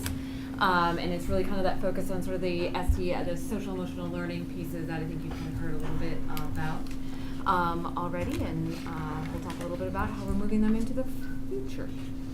So I'll take 5.1, develop a pre-K through 12 systematic approach to building student and teacher capacity for social emotional learning. The outcome there is Norwood Public Schools will identify programs, resources to support SEL work in grades pre-K to 12. Some of that work has already started with the development and the ongoing work of the SEL task force. A big piece of that also is figuring out where we are as a district with the support that we're giving in the area of social emotional learning. Part of that came this spring as school-based teams took a needs assessment through DESE, identified different areas where we might need support as schools, and we'll begin some action planning with that. The big thing is what's the vehicle to support our SEL work, and establishing or identifying both a program that we could use that could support the SEL competencies, funding behind that. And I think the final piece, which is important to mention, is the systems and structures that we have in place that support safe and supportive schools. That includes training administrators and some of the SEL work that we'll do, and then kind of work with our teachers and staff on, and also looking at the current school start times, which is another big piece of it. Is that a system that is supporting safe and supportive schools? And I think pushing the school start time to come back again in October, which I think a lot of us are a part of, and figure out what adjustments can be made if necessary to support all of our kids in that area. 5.2 is increase district capacity for culturally responsive practices that encompass all aspects of school life. So going just outside of the school day, culturally responsive practices include meeting the needs of all of our students from our very many diverse cultures that Dr. Galligan talked about in his presentation as well. I actually think it was more when she read off from the memo, sort of highlighted. And our first step in that is to really assess that, like what are our different communities that we have? How well are we servicing them already? How culturally competent are we as a district-wide staff? And what are the supports that we need to increase that capacity in our staff members? And one of the things that kind of ties 5.2 and 5.3, which I'll talk about as well, is looking at parent support. How do we support our parents from all of our different communities and really start to build those bridges with schools? So, which is a little bit part of 5.2 and assessing where we're at, and 5.3, which is engaging our parents through culturally competent communication, which is really hard to say. That was a lot of C's. And outreach to support social emotional learning district-wide. So we want to engage with all of our parents, and so we're going to be doing things like starting some international groups, some non-English speaking parent groups, and working to develop those areas so that all of our families have a connection to our school. We know that our students do best when they are well supported with home and school in a partnership together. And it's difficult enough to do that when you speak the native language of the people that are in that building, so I can't imagine how much of a challenge it is if you don't. So that's kind of one of the areas that we're really going to focus on. So our outcome is identify and develop culturally competent communication and outreach to support social emotional learning, so that our parents from different cultures understand what we are working on with all of our kids. That's not necessarily the ABCs and the 1, 2, 3s. And last but not least is the 5.4 is to create and maintain highly effective crisis and safety assessment teams in every school. We do have crisis teams, but we need to extend to safety teams, assessing threats, potential threats. So I've had the luxury this year of going with some of the colleagues from the Norwood Public Schools, as well as our SRO from Officer Murphy from the high school, to do tech workshops on a monthly basis. And they've given us frameworks from other districts as far as checklists that can be used when a threat comes in, and so that we can assess it and what avenue to proceed. So it really needs to be extended upon just the current policies and procedures that we have. So what our outcome would be is that we would form a district safety assessment task force to establish and review and improve our district-wide safety procedures and policies. And in order to do that, we would look at what we currently have, the information we've gained through all of those workshops, add some of that in as an administrative team, work together to do that, and then present that out to the school committee. But it really is looking at what are current needs in the safety, not just our traditional, because of all of the different, unfortunately, the things that we have to deal with in a school, and just making sure that we are responding in a way that provides safety for our students and our staff. Just to follow up, and I realized this halfway through, I should have said at the beginning, the numbered strategic initiatives, objectives, those are where we want to be in 5 years, and the outcome is where we want to be in June of 2020. So I should have said that. I apologize. I should have said that at the beginning. So I don't know if the committee, obviously there's far more detailed in these documents and the benchmarks that are here. The benchmarks are how we're going to get to those outcomes. But I don't know if the committee has any questions that they would like to ask, and I would invite the 2 school committee members who sat for lots of hours with us doing the strategic planning, if they want to jump in and answer as well. So I don't know. Teresa, did you want to say anything about this? Oh boy, it's been a lot of work. It's been a lot of fun. I mean, I've enjoyed the sessions, honestly, with the group of people we had together. I don't have any specific questions for the people here today because I've already asked them throughout the process, but if there's anything that other school committee members are wondering, I can definitely help answer along with the team who's here. Right, I want to thank everybody for all their work on this, and when I did participate in the sessions, I wasn't able to attend all of them, but when I did, it helped me get a different just a different perspective on some of these objectives, and I thought it was really helpful, and I was very impressed by the work of everybody. So any questions from the committee? So I think my question to you, Dr. Thompson, is how will we be tracking all of these deadlines and, you know, what's our mechanism for staying on top of all of this? Yeah, and, you know, looking at this, and part of this as we compiled and you know, we're putting together this action plan, I came to a, oh my God, this is huge moment. Part of that is not being able or being in a position to strategically plan for a period of time. But I really think we need to hopefully invest in some sort of project tracking software. But the intent is that there would be a mid-cycle, a mid-update on where we are with the plan. And then these are going to get posted with the document that you have at your table on the website. And then we would be filling these in and updating them at mid-cycle and informing the committee.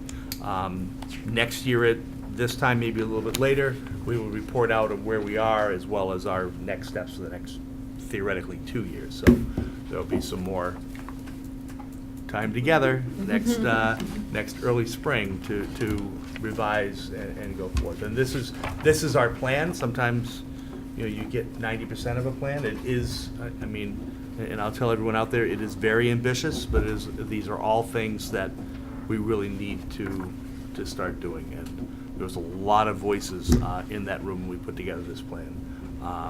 So that's... Right.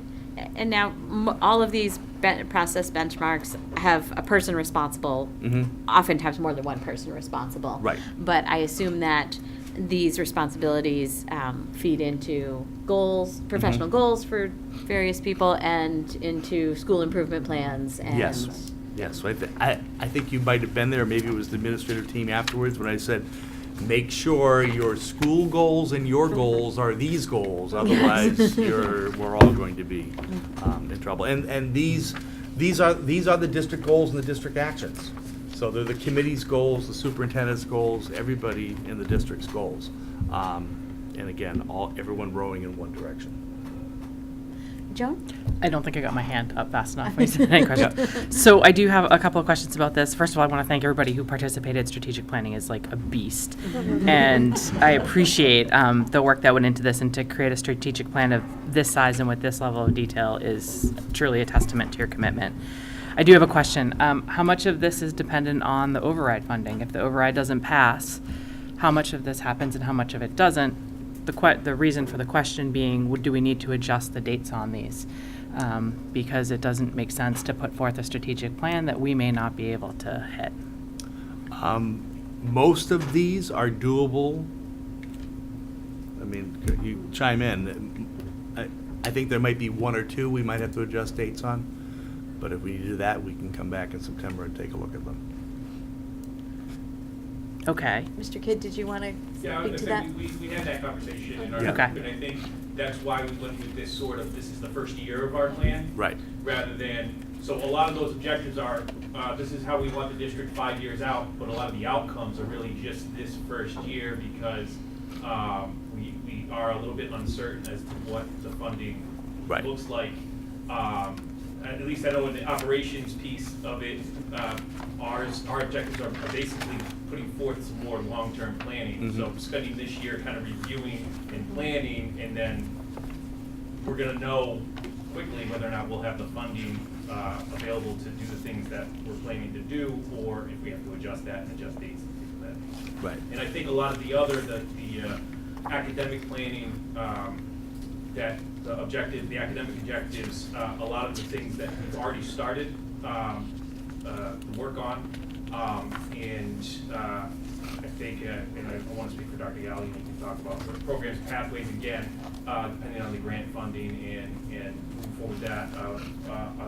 As far as personalized learning, blended learning, we've started that with the Fuse Fellowships, and so I don't think there's a lot in there that's necessarily completely dependent on the override for this coming year. Right. Except for possibly some of the software packages that we're talking about purchasing. Yeah, I mean, to be That perfectly was my honest in specific responding question. to your question. Those were my specific questions. I was like, we're going to procure funding? Where you see the large necessary for, the large areas that require funding is obviously the ELA curriculum. That's a big ticket item. Right. The assessment, online assessment system is a big ticket item. So if the override does not go through, we won't be able to purchase those things. You know, that's that This simple. doesn't mean we wouldn't be able to pilot Right. and choose.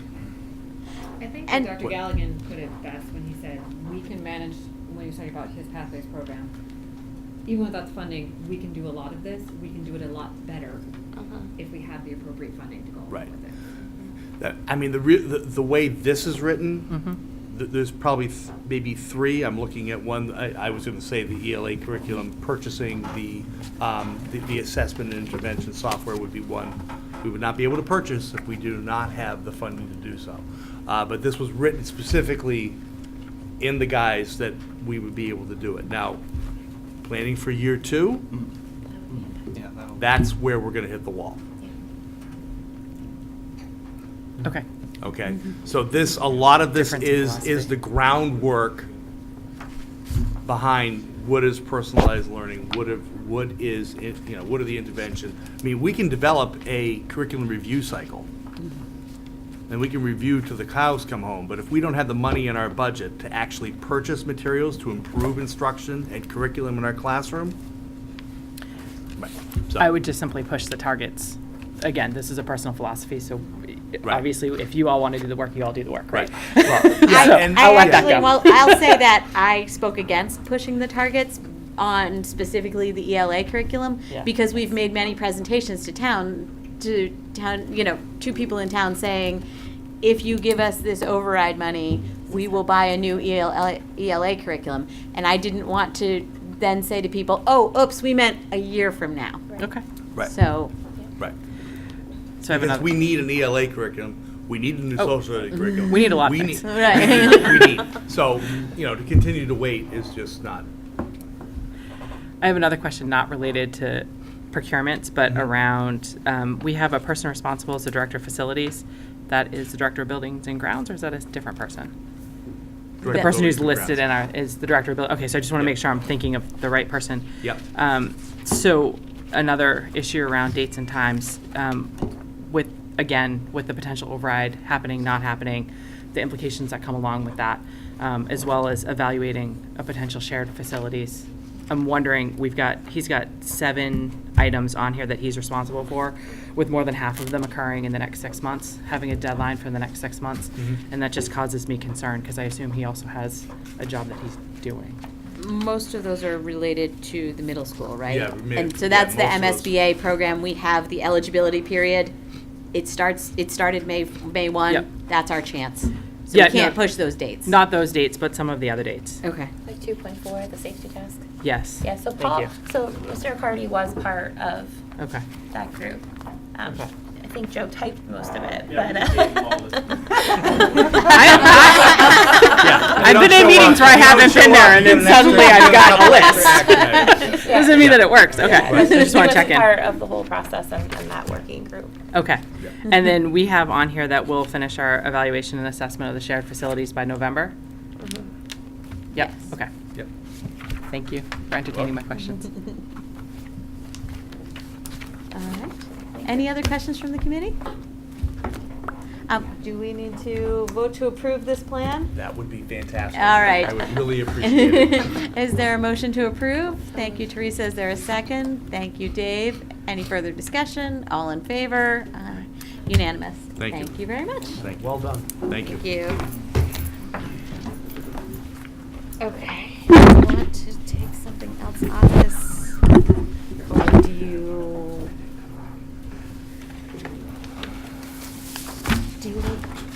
Dr. Thompson, do you want to do superintendent's report before or after we take a recess? Whichever, I can do either. Which would you prefer? Let's just go ahead. Let's just go ahead, we're on a roll. Okay, I do want to, there were several questions that came up about the bus bid out in the general public. When you do a bid, it's part of the laws around procurement, but you design a bid that is going to give you enough flexibility for 3 years. And I know that we put in for 16 buses. That does not mean we're planning on using 16 buses. But what happened this past year is that there was construction and increased traffic around an area. We needed another bus. It was going to be, and if it's not in the contract, if you don't have an agreed upon price for that bus, you're negotiating one item outside of the contract, so you're not protected in that. So we ended up having to take a bus from St. Catherine's, okay, in order to meet the need, because we had high school students showing up daily to school 15 to 20 minutes late every day, okay? So by having flexibility in a bid, it allows you and locks you into a price at a lower level should there be some sort of unforeseen circumstance. The other thing that was put into the bus bid was routing software, something we have not had. We have had 13 buses forever because we're using the same routes we've used forever. They might not be the best routes anymore, but they're the routes we have and they're the routes we know. So the intent is by having routing software, we are going to be more efficient. I do not foresee at this point in time using more than 13 buses. Okay, and I am hopeful that with the routing software, we will have greater flexibility in rerouting no matter what other challenges come forth, and perhaps, you know, we can at least stay at 13, if not below that, if we reroute. So it gives us the flexibility. There is a notification for adding or deleting a bus in the contract. I think you have that at your place. But that is the reason why the bus bid was built. When you build a bid, if you're doing it smartly, you make sure you have some wiggle room. Otherwise you're working outside of a contract and you're going to pay 2 to 3 to 4 times more than what's in that contract. So again, I do not expect we will be using more than 13 buses. I expect the routing software is going to make us more efficient, enable us to do that better, perhaps be in a position where we can face some other challenges, school start times and that sort of thing, which really was a logistical impossibility with our past system. The other exciting news, and Joe just left, the other exciting news is that this summer through Mass Hire, and Mrs. Jean Noel, we are looking at bringing in some tech interns, students that will come in and work that is going to be funded through a grant through Mass Hire, and those students will help us refurbish the old Chromebooks that we have, as well as rolling out the new Chromebooks and doing some of the others. There's a certain amount of hours they will work, but it does 2 things. It gives them some real job experience. They are going to have to do a resume. They are going to have to interview and all those career skills that are involved with that.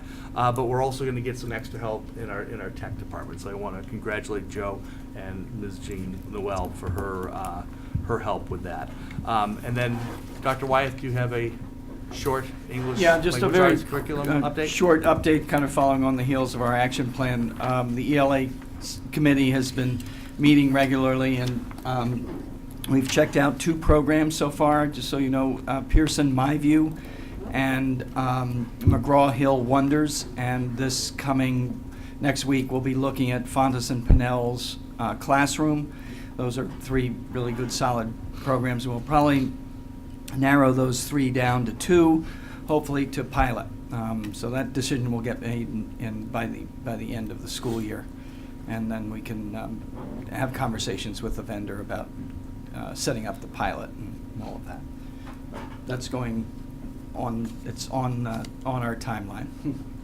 Okay, thank you very much, and that concludes our superintendent's report. Madam Okay, Chair. excellent. At this time, I'd like to ask for a motion for a brief recess. Thank you, Dave. Is there a second? Thank you, Teresa. All in favor? Aye. All right, we stand in recess. Stretch. So, committee, don't forget to.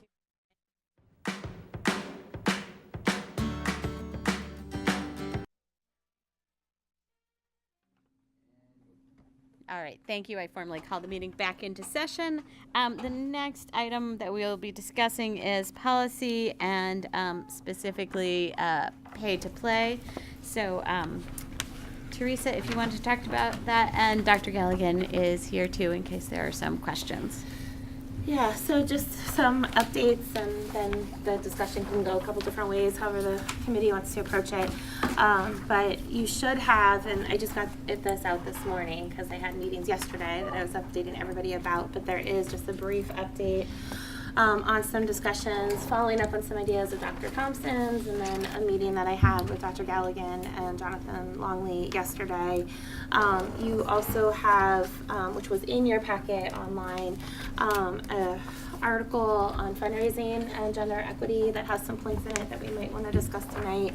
And then the third new piece of information you have for Pay to Play is the breakdown of numbers. So you might remember Maya had asked for this detail at not our last meeting, but the meeting before, looking at if we were to have a Pay to Play self-funded, so the students are funding, what is the minimum number of participants that Jonathan Longley and also Kathy Connor-Millen think that we would need for athletics and activities and fine arts in order to be able to run it. The athletics numbers, the minimum participants you see does come from the MIAA recommendations. It's not a requirement, but it is what the MIAA recommends. And then you have the cost and then the per student cost. So this is something that we can discuss in detail tonight as well. I know this is something we wanted to get out to the public, get on our website so people understand, the gravity of the situation. And then something else we can start to talk about tonight is also if we do move forward with this self-funding option, exploring bundling. So how could we possibly potentially bundle athletics so that we are within Title IX compliance? So that's just like a high-level overview of the new information that you have in front of you. But what would you, Madam Chair, like to dive into first? The numbers? Well, yeah, I think maybe we need to dive into the numbers first, and I think we need to talk about a little bit about logistics. I think taking extra donations out of the equation, just starting with, okay, if there are, if these really need to be self-funded by student fees, what are we talking about? And we would need to have a commitment of a certain number of students who probably have written a check already and by a certain date before we decide whether or not to run a program. And Teresa, I think you had some information on the recommended dates. Yeah, so you have some information directly from Kathy in your packet, and the fine arts, there's a little bit more breathing room with those dates. A lot of those she doesn't have listed until the fall, but the more urgent situation is athletics. So in my meeting yesterday with Dr. Galligan and Mr. Longley, I asked, when do we need this information? When do we need a commitment? And the answer was really January 1st. Right. So Last January 1st. Past, yeah, January 1st, 2018. So if there is no override, and this becomes something that we unfortunately do on a longer term basis, the expectation on a rolling basis would be January 1 of every year. We know for the whole following school year who our student athletes are going to be and that there's a commitment. Obviously, that's not possible. We can't go backwards. So if we find out at the end of June 3rd that there is no override, we are looking at a pretty limited timeline. It was recommended yesterday that we would need by June 15th to know, at least for fall, but preferably for all athletics. And we would have to come up with a process and a form that our student athletes would sign an intent to, what did you call it, Dr. Galvin? It's intent to play? A commitment. Yeah, so they would have to sign that they're going to play, they understand the cost, and that we would have the payment. And then the payment is before you. So, just for example, right now we're looking at a varsity football player needing to pay on June 15th of 2019, $1,122.95. Yep. And just for, we will be posting these numbers on the website, but just for those people who are at home, the cheapest program on this for the fall season would be girls soccer at $670 per student athlete, and that assumes that there are 18 girls who register. If there were not 18 girls who were willing to pay $670 each, we would not be able to run the program. Right. And we need to make a decision by June 15th. June 15th, right. And the numbers we have in front of you is just the varsity sports. Because of Title IX and needing to be equitable in what you're offering for the genders, if you look at the numbers that we were given before in your blue binder under tab 10, you'll see those numbers look a little bit different than the numbers you have tonight, because that was based on current participation. So just using soccer as an example, this year we have a JV and a varsity for girls soccer. But for boys soccer, we have all three levels, varsity, JV, and freshman. So if we were doing a self-funded system and trying to have all three levels or two levels of some, it just makes the whole Title IX situation that much more complicated. Well, also, just frankly, I doubt that you're Raising going the to funds. get enough Yeah. kids who are willing to participate to support the one team each sport. Right. Right. That's a pretty significant ask of students and families. Yeah. So if we are looking at just solely student fees, self-fund, for our fall sports season, which is cheerleading, football, boys soccer, girls volleyball, field hockey, boys cross country, girls cross country, and golf, just at the varsity level with the minimum number of participants, which is 146 across the board, we're at $121,357.21. Right. And just so everyone understands that we have talked about ways that maybe we could offset costs and things like that, but the timing of it, I think, makes the logistics impossible to wait for any sort of donations to come in. We'll know by 9 p.m. on June 3rd, right, whether or not we need to go forward with this. And then by June 15th, so really, 11 days later, we need a decision on whether or not we are going to run these programs. So there's no time to solicit donations and accept donations and figure out where it just is a logistical impossibility. And so I think we have to move forward with just letting families know that this is what fall sports would look like. And I just want to be clear, that means that if you cannot come up with that money, there's no way to offset that cost by the school district as we currently do for students who are on free reduced lunch, anything like that. We have no ability to make this equitable across the board for socioeconomic. Nope. No, and that was a question that we had asked our attorney weeks ago. Unfortunately, the way I see it, there's no law that prevents you from turning somebody away because they can't afford it. So it would really be right now, if you can afford it, great. But then again, for football, we would be talking about needing 30 student athletes who can afford the $1,100 by June 15th, 2018. And obviously that hurts. I hate the idea that we're setting something up that only wealthy students can participate in, but the reality is the alternative is to say, well, we just won't run the program at all because there just isn't the money. And if we don't run the program at all, then it still will be that only the better off students can participate because they're the ones who could afford to go do club sports or something like that. But the other level of complexity too is maybe we do get 30 football athletes who can afford it, but we cannot run just football in the fall because that is a violation of Title IX. So part of what you have in front of you with the bundling information is no matter where the funding comes from, whether it was the school or donations or the families, to run football, really we have to also be able to run field hockey, girls volleyball, and cheerleading. That is a bundle that would all need to be able to run so we stay in compliance with Title IX. So the question is, how do we get this information out to families to explain bundles and things like that? We've jumped to assuming that bundles is the way to go, and I am reading in our sorry. That's okay. In our packet from Melissa Murray, who I believe is our attorney. Yes. That is not the guidance that we are getting from our attorney, and so I'd like to talk a little bit about why we are not using the guidance of our attorney.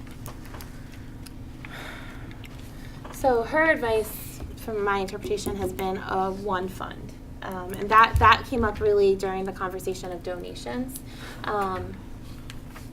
But again, no matter where the revenue is coming from, do we decide, and that is an option and it's in front of us tonight, do we decide that, the bundle, no matter how it's funded, is it the entire fall season? So are we going to say to families that it's, cheerleading, football, boys soccer, girls volleyball, field hockey, boys cross country, girls cross country, golf, so all of that together or nothing? Or did we want to look into, what I had typed out as other options? But you are correct, Joan, that our attorney had recommended like a one fund to be the most equitable. Right. The bundle idea, my mad idea, came up, I think, after what you're reading there. If that's true, Right. that's not how this email reads. Right. Because it specifically asks about, I tried, would your idea about, I don't think it says bundling. But you're on the May 2nd email? I'm on the May 2nd I think email. that one was in response Oh, to the okay. bundle. All right. The ones that we have in the blue binder, that Okay, was okay. pre-bundle. What came up over and over again was guidance that one fund is preferable. She did a Mhm. little bit of searching to see if there's anything similar out there. The best setup, if at all possible, is to have one booster club that supports the entire athletics program rather than sport-specific ones. Right. Your proposal itself is not impossible, but whatever you do, all right, and I'm paraphrasing, sorry. Your proposal itself is not impossible, and if it's the only way to get some support, then you've got to work with what you've got, but whatever you set up, it will be harder to change again if you discover or decide it is not working or too difficult to manage. Given the fact that we are doing this under under the gun, and there are massive Title IX implications in this, I'm uncomfortable with with ignoring the advice of our attorney without having some discussion about that. Mhm. Sure. Yes. We absolutely should discuss it. My personal belief is that I would love to see a situation where we have one booster organization. That is not what we have now, and it is not what we have ever had in Norwood. I mean, there is one high school booster group that does the varsity jackets and things like that, but most of the things that are funded for athletics are done by individual sports, and that is how the fundraising in Norwood has traditionally happened, for better or for worse. I don't think that we can change that in 11 days. And so, for me, that's why I think Right. that's just, Most places have gone to a single booster group 5-10 years ago. So and the problem is you have not just one booster group for certain, you have several booster groups in several of these sports.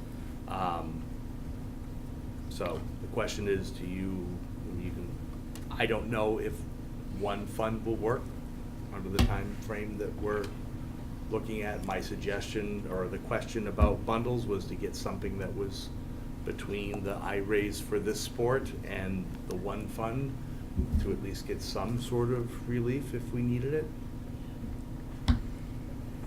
But welcome to Messyville. Yeah. And even that article, is talking about one fund, and that's what the athletic director and the high school principal said, back in March. So, because of the Title IX pieces. So, unfortunately, the decision is, should the community reject the override request, which is desperately needed, are we going to have sports? Are we going to have sports we don't accept donations for? Are we going to have some sort of hybrid that might not be perfect in Title IX? There aren't a whole bunch of good choices here. There are no good choices, let's be Right. clear. There are no good choices here. There are no good choices here. And I understand the desire, I really do. Having been a Title IX investigator, having dealt with Title IX issues, this is not an area that we want to make a mistake on, both morally or legally or fiscally. I'm also very uncomfortable with the fact that with this bundle, we have no ability to offset students who don't have the economics to pay. We can leave the morality of that out of this. Legally, I'm very concerned, and I understand that it will be incredibly challenging to set up one booster in the space of 11 days. I understand that.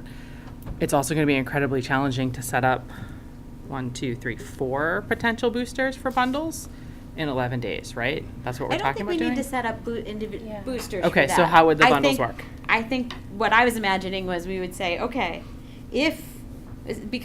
so let's just talk about boys and girls soccer, because I think it's a little bit cleaner, right? If we find 18 boys who are willing to pay roughly $700 for soccer, and 18 girls who are willing to pay $700 a piece for soccer, then we will run a soccer program. How will we accept those donations? They won't be donations, they'll be fees that kids are paying. So we're setting these up as fees. Well, Yes. right now we're talking about just the fees. If we wanted to get into donations, that's going to be a whole other course of action and policies, and that the donation piece goes more into this article that you have in front of you. Mhm. But this is looking solely if we decide that yes, we'll run it if students can pay the student fee. But then that does still fall under Title IX compliance, so that's why, thinking of bundling in that, bundling in that terminology is just we can't run just boys soccer and call it a day. And I think the thing is, like, if we do find 36 kids who want to play soccer, but we don't find, 15 boys who want to run cross country, do we really want to tell the soccer kids they can't play because there weren't enough kids to run the whole program?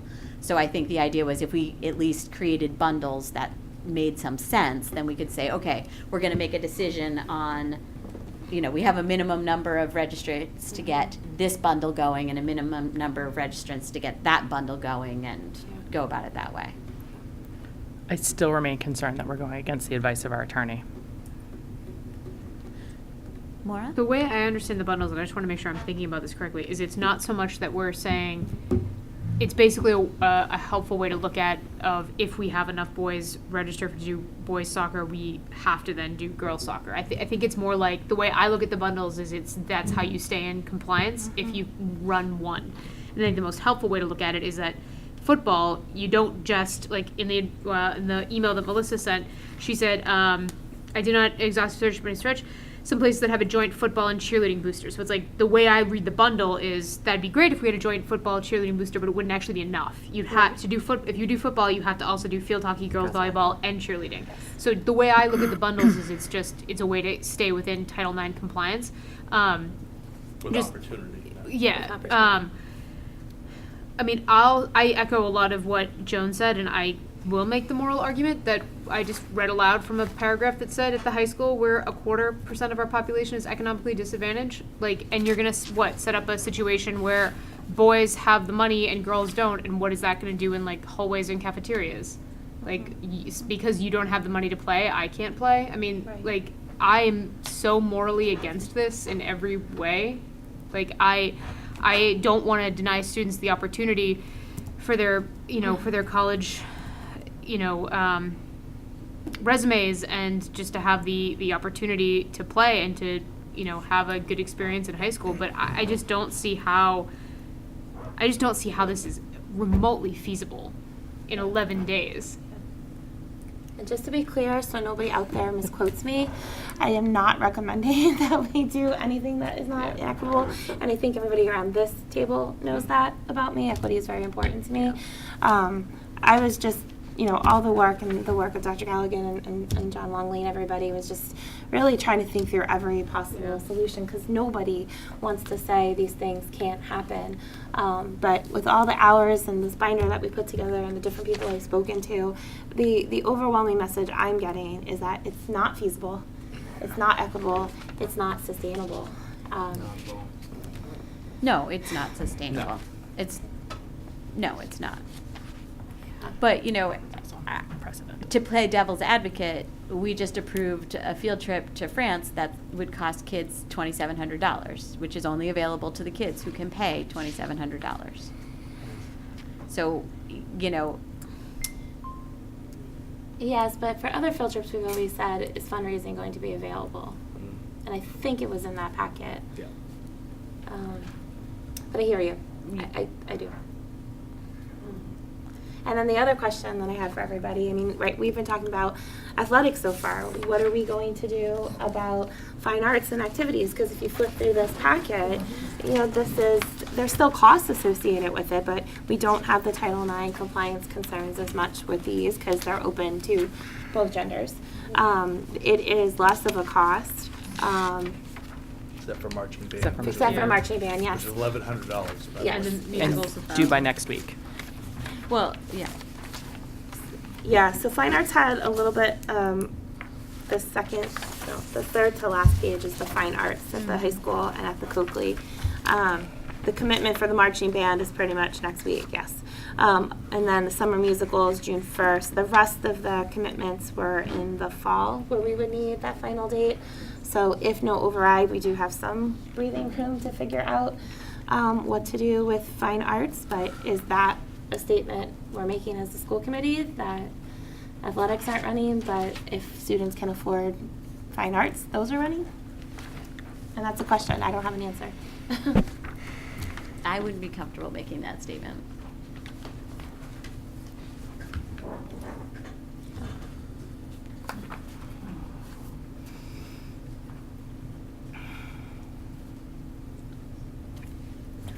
What are we doing? We're all feeling I mean, bad. That's what no, we're doing. I mean, I think, like, I guess my question is, and this is going to sound like, I don't know, but how far down this path do we need to go before we know if we need to go there? Right, that's the I mean, part of what I would say is all of this on the website. This is not on the website yet. But it would be. Yeah, I mean, I think that We part wanted of to what talk we're about talking about first. here is like, this is the information. I think we can make the information as available to the public as we possibly can, but I don't know, maybe I'm naive, but I don't know that we want to go down this route of making a bad decision or a bad decision if we don't have to. Well, except for the fact that Yeah. we don't meet again until June 5th. And so, I mean, well, like, we don't meet after the override till June 5th. We meet again. But, so if the override fails, are we going to tell people on June 4th, like, oh, we'll figure that out tomorrow night?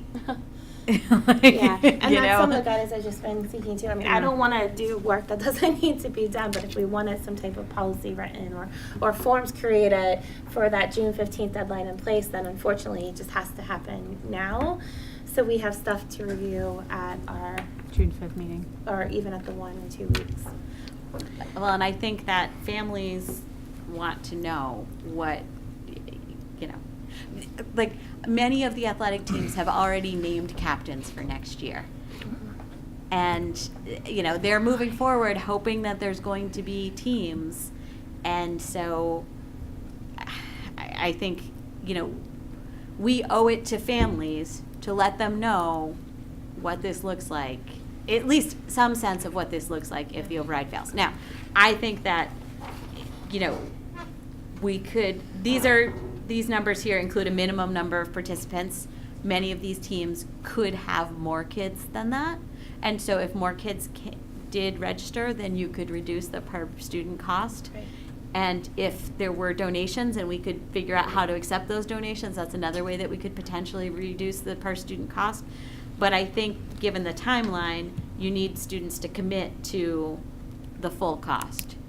And then hopefully they get a refund. Wow. Maura? So the only thing that makes any sense to me, and I'm not necessarily saying I support this, but the only thing that makes sense to me is moving forward and saying, these are the commitment dates for these sports. This is the cost per sport. If you're going to commit and say you're going to pay $1,100 for football or $817 for field hockey or $674 for cross country, this is the date we need that signed by. And are we asking for the check that day? Probably. That's the check you have to write, and then we'll know if we can run it or not. If we're Right. accepting donations, I go with Melissa Murray's recommendation and say all donations have to go into one central fund. I think you cannot accept targeted donations. It's what makes any sense to me. Joan? piggybacking off of that, which is to some extent my issue with the bundles. So theoretically, if football got fully funded and girls soccer got fully funded and girls volleyball got fully funded, if we did not run girls volleyball and girls soccer, we could be in Title IX violation. So that's Would- part of my problem with the bundles. I think Which in my yes. point, it's we put within the policy or Within whatever we're writing fund. is that if football is fully funded and only field hockey is, which would put us into Title IX violation, neither gets run. Right. And we don't cash those checks, You- those you- people get the money back. Right. So just a question for everybody else, and we might not have an answer tonight, but just as a reminder, if no override, we have reduced our athletic director's position to 0.5. So who is doing these compliance checks and all the paperwork and everything that it takes to run these programs? The truth is, I don't think you're going to run many programs. No. I just don't think you're going to find this many kids who are going to spend that much money. Or who can spend that much money. Right. Sorry. Joan? Sorry, I'm going back to the bundles. So if we're accepting fees for this, I have no problem with putting that out there, and I have no problem with, I have problems with collecting the fees, but if that's the way we're going, to collect the fees, my point is those fees need to go into one bucket, and we then see who has registered, and then sort out the Title IX implications afterwards. So my point with, if football gets fully funded, right now we have a bundle that says football, field hockey, girls volleyball, and cheerleading, right? There is a theoretical possibility that football could get fully funded, girls soccer could get fully funded, and girls cross country could get fully funded. Those are from 3 separate bundles.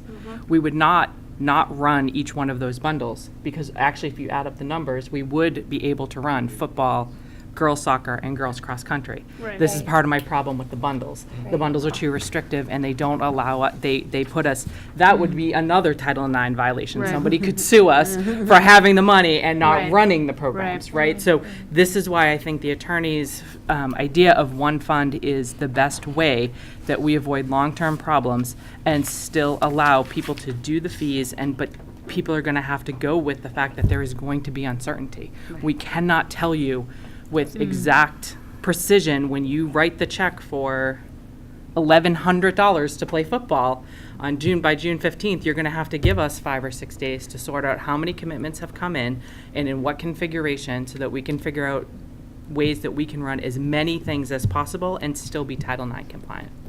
That makes a lot of sense. And to be clear, all this money would go into one fund. We have an Right. athletic revolving Athletic fund revolving. that, like, is where, currently students pay $200 a season to participate in sports. Right.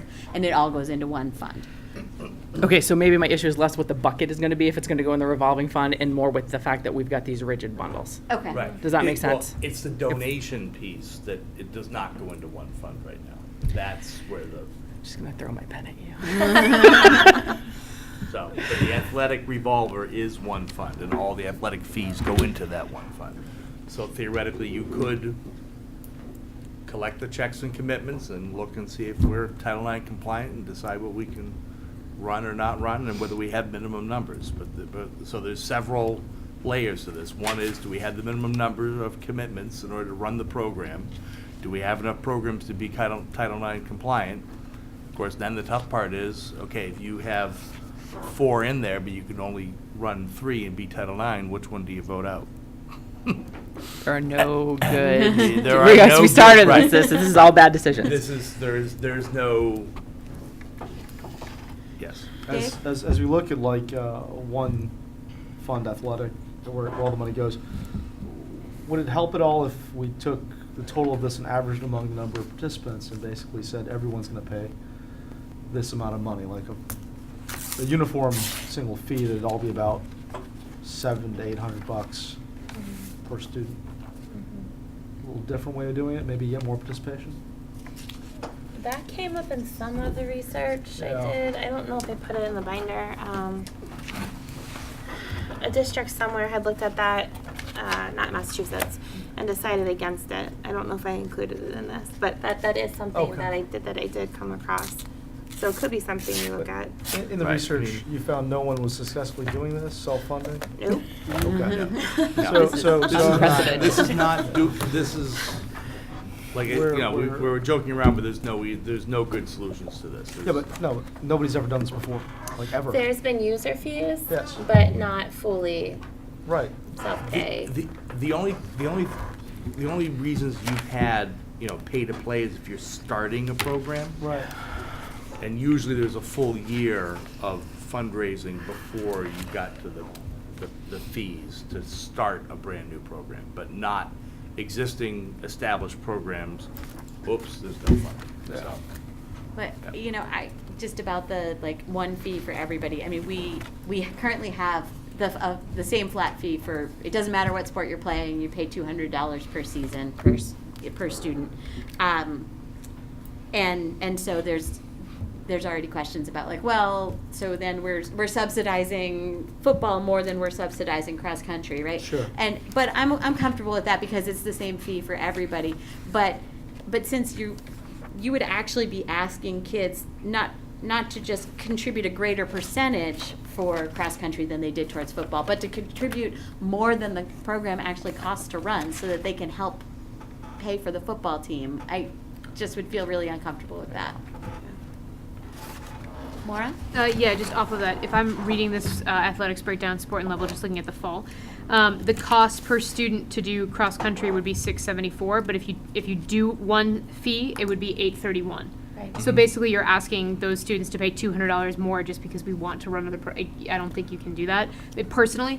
The other thing I would say is just off of the bundles. I think it would be simpler to just put number of participants for each, so we can kind of look at that. Because my question here is the minimum number of participants.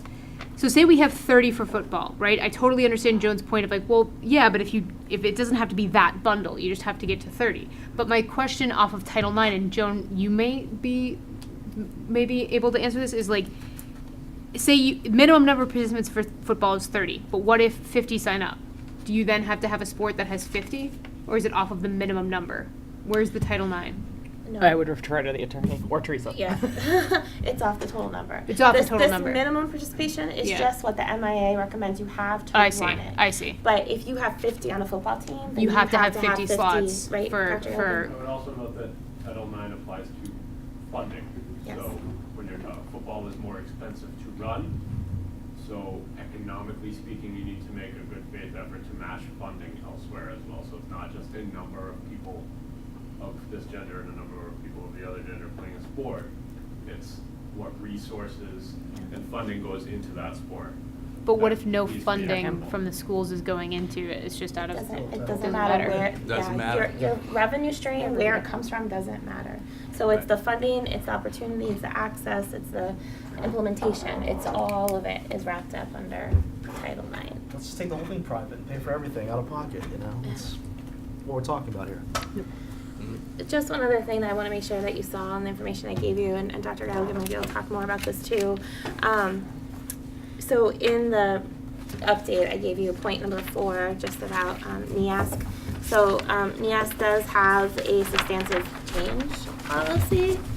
And I'll just start, and then Dr. Gallagher can take over and explain more. But he shared this with me yesterday that, NEASC is our accreditation. And under the substantive change policy, which I linked to the handbook for you if you wanted to read more, but there are potential areas where if there is negative substantive change, we as a district have to report it.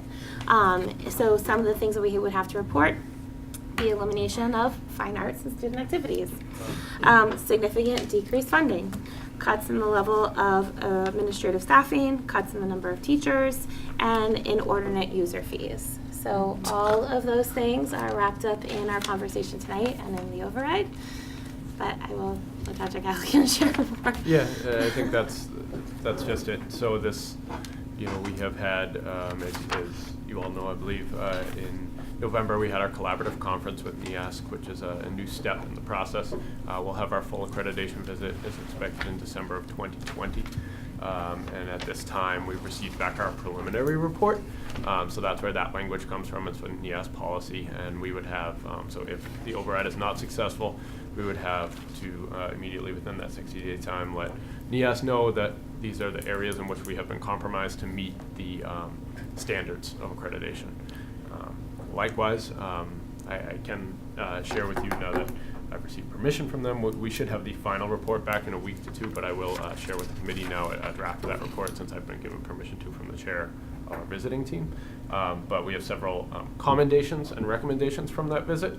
Overall, the visit was extremely successful. They verified our self-study, which Norwood High School did for a full year last school year, verified our priority areas. Essentially, there was alignment between the goals that we wanted to work on and recognized areas for growth and the areas of growth that they identified from their visit. So that was good.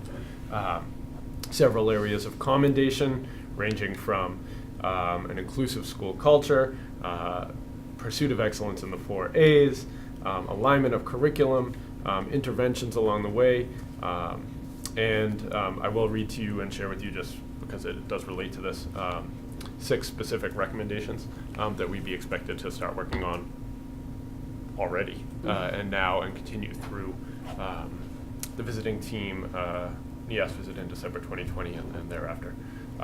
Recommendation number 1, provide adequate funding to fully implement the curriculum, including co-curricular programs and other learning opportunities. Recommendation number 2, implement a formal process to examine evidence of student learning and well-being to improve curriculum instruction, assessment practices, and programs and services. Recommendation number 3, provide sufficient staffing and funding to fully support the needs of identified students, including special education student and EL students. Recommendation number 4, develop and implement additional Tier 1 and Tier 2 interventions to assist at-risk students.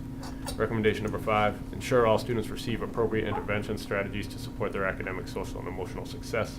And recommendation number 6, ensure sufficient instructional supply budgets to fully implement the curriculum. So as you can see, out of those 6, 3 are explicitly tied to the budget. The other 3 are also tied to the budget, although it doesn't mention funding in the statement. The high school would have to work through a process to say, we are at risk of not meeting certain standards of accreditation throughout that process. And just to be clear, those are recommendations in place right now, override or not. If we don't get the override, then in addition to those recommendations that we're being asked to fix and worked on, you have the language that I just read to you from the substantive change policy that then we have to report in addition to needing to work on those recommendations. That's correct. Can I just ask a clarifying question? So, Dr. Gallen, can you just clarify, we're talking about this within the context of pay to play, but NEASC is actually our accrediting body for the entire high school, for the entire school system, That's sorry. correct. You're talking about the high school? For the or high school. For the high school. So this is not a athletics restricted No. No, there's a much conversation. larger I just want to make discussion sure than it's that. clear. But the substantive change policy has several that were specifically related to this, and that since it had just came up, it was pertinent and relevant now. Yeah. I also figured at this time to share that, since it is a much larger piece of it, but has athletics and fine arts and co-curricular programs tied into it. Yep. Dr. Thompson? Yeah, I just want to point out a couple things with those recommendations. If you compare those to the strategic plan and the action plan, they're not a surprise to us. Okay, there are things that we intend to work on and plan to work on, but again, having the money to actually implement them is going to be important. I took the opportunity today to call one of my friends who was actually on the board of directors at NEAS to talk about the substantive change. It is not immediate that things change. We have to notify them. They have a committee meeting. Part of that process is, what we plan to do about rectifying the substantive change. But it's not a road we should be going down. It's extra work. It's work we should not be doing. It can lead to being put on warning. It would be a long process before accreditation was lost, and I do want to make that point. But it is not moving in the direction that is meeting the standards of what a quality high school should be.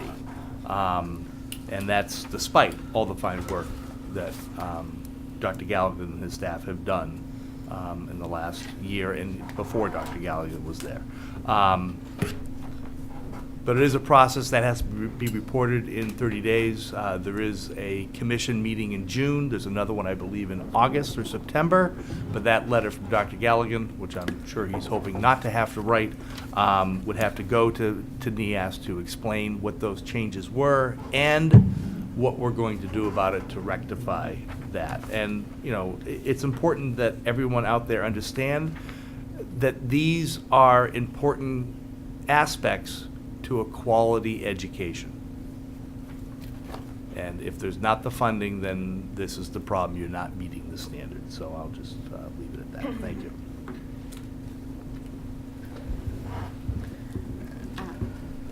So, Dave, you raised the question of, I think in some ways you were joking about, like, we should just privatize this, but I will tell you that we did consider that, right? There was, somebody asked me, well, what if Norwood Youth Soccer offered to sponsor high school soccer teams? Like, could they still schedule it? The problem is that, there isn't recreational high school level soccer in the fall. There's club soccer, but there isn't like the recreational level available in the fall because most students are playing on their high school teams.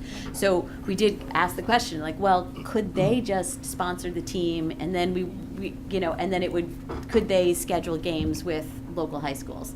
And the answer is no, because MIAA rules won't allow that. They can only play with other high school teams. Yeah. And I was being sarcastic, saying like turn the whole school system private, because that's what we're talking about here. I mean, this is. I understand we want to have some way to have these students that have done so much already go forward, but the simple fact is that it's not equitable in any way to somebody that can't afford this but should be playing. This is what we do as a town. We contribute to let everyone play, no matter what their income level is. If we're going down this road, everyone should be paying a massive amount of money and nobody going to school that can't afford it. It's ridiculous. So I think that we have all looked at this in many ways, and there is no way to do it. Nobody's ever done it before. We're not going to be able to do it. So we are wasting time doing this and arguing about it and morally debating it, philosophically debating it, when it's not doable and opens us up to even lawsuits if we do it wrong. So I think that we are where we are, and we're not going to find a way out of this. This was something we looked at in every which way, and it's just not possible in any which way, unless somebody magically writes a check for $700,000 every year, and I wish I had the money to do it myself, because I certainly would, but I don't. This town does, if everybody contributes a little bit, but that's all I'm going to start before I start yelling. I'm going to stop now. So in terms of just next steps, getting information on the website should be done regardless, right? We want people to have these numbers. I think based on what I've heard everybody say, what I think is, yes, we put these numbers out here. We put the date out that we say we would need checks for the fall sports, we need checks by June 15th. And by June 22nd, we will announce which sports are running, if any. And figure out, I think you're right, Joan, that I think the idea of bundling kind of makes sense in terms of fundraising, but I think given the timing, I think we need to just. And that's what I meant it for, was fundraising. If you have boys and girls soccer boosters come together to raise funds for soccer. Right. But I think we just say, look, we will do the best we can to let as many kids as possible to participate, but still stay in compliance with Title IX. Because this is unprecedented. We literally have no models to look at, and if we make a mistake, the results can be. We will be the model of what not to do. And no, you don't want to be that model. No one wants to be that model. No. Spend all the money we don't have in lawyers. So I know Jonathan Longley was planning on having a orientation for athletes the week of June 10th, where he would also share this information, hand out forms. Are we still moving forward? I know that's more a little bit like procedure and admin, but we would typically have that a little bit earlier. We've held off and scheduled it after the override vote, so we have some answers. I think, to be honest, I think this information needs to be in the hands of all parents before they vote. Oh, sure, yeah. Now, I'm not saying you need to hold an information I completely understand why you scheduled the information session for June 10th, but I think we need to make sure that everybody understands what is on the line.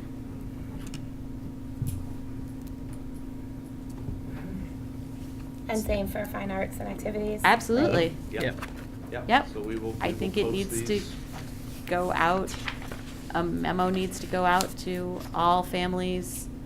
This impacts all the way down to elementary school, because we're talking about, the honor band, honor chorus, honor orchestra.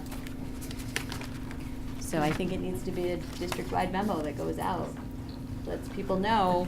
I don't know if I can do it. Well, Can I- I'd have to look into that, but.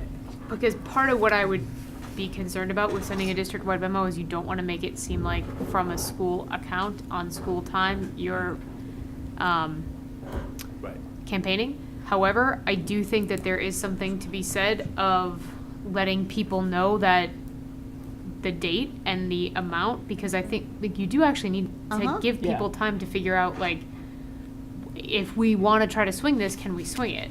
Right. So, I mean, I think maybe it's not, I don't know exactly how you do it. Maybe you want to just double check with the state board that you can do it. But I do think whether it's, the information needs to be out there just so families can start to plan. Like if we're going down this road of saying, how are we going to make this possible? Well, we're not remotely going to make it possible if people don't know whether they can afford it. Right. And also, I mean, at some point, I think we need to take a vote whether or not we're even going to go down this road. I mean, right? I mean, because everything I hear from most people at this table is, I'm highly uncomfortable with this. I'm highly uncomfortable with this, but I'm much more uncomfortable with saying I'm slamming that door and there's no possibility. That's me personally. Yeah. To be clear, if we do nothing, we are closing the door for marching band because they need to commit by the 15th of May. Right. And it's $1,100 per student.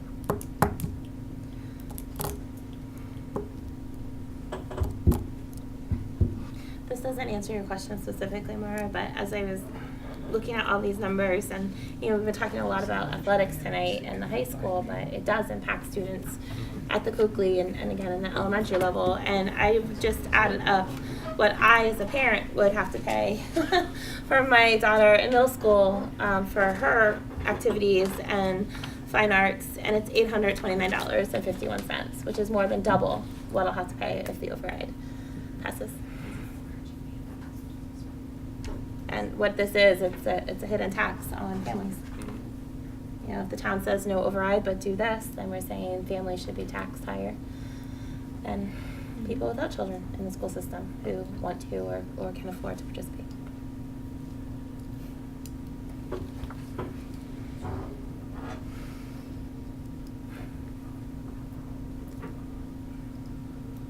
Oh, boy. So I don't know, Maura, did you want to? So once again, where are we? Yeah, I guess that's just my point. Is like, what are we really trying to accomplish tonight? I thought we were looking for approval for a plan for a fee-based program. Okay. Can- To be clear, can I does, ask a oh, go ahead. question? Do you, and I'm putting you on the spot, and I apologize, but is there some specific reason why the band needs to know by the 15th of May? I don't know the answer to that, but. I think it was the camp. Oh, because they have to commit to the I think that's what Kathy had mentioned. Like the contract of the camp, or yeah, because that's in August, right? The camp. Yeah, I don't know. I believe that's where the. Okay. But we can look back to her because that's the earliest one of Right. the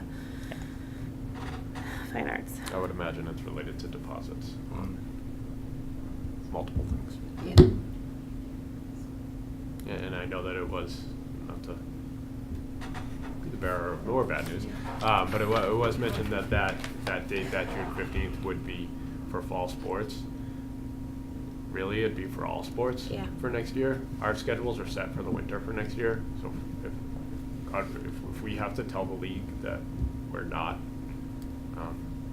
entering teams in certain sports or at all, it's not really Good form. yeah, It's not good form. It's not very professional to do it on a season-by-season basis. We'd be very late on the fall. We'd be very late for the whole year. That's why that January 1st piece is in place. So really what you're talking about is likely for the entire school year for athletics to figure out what programs are going to run.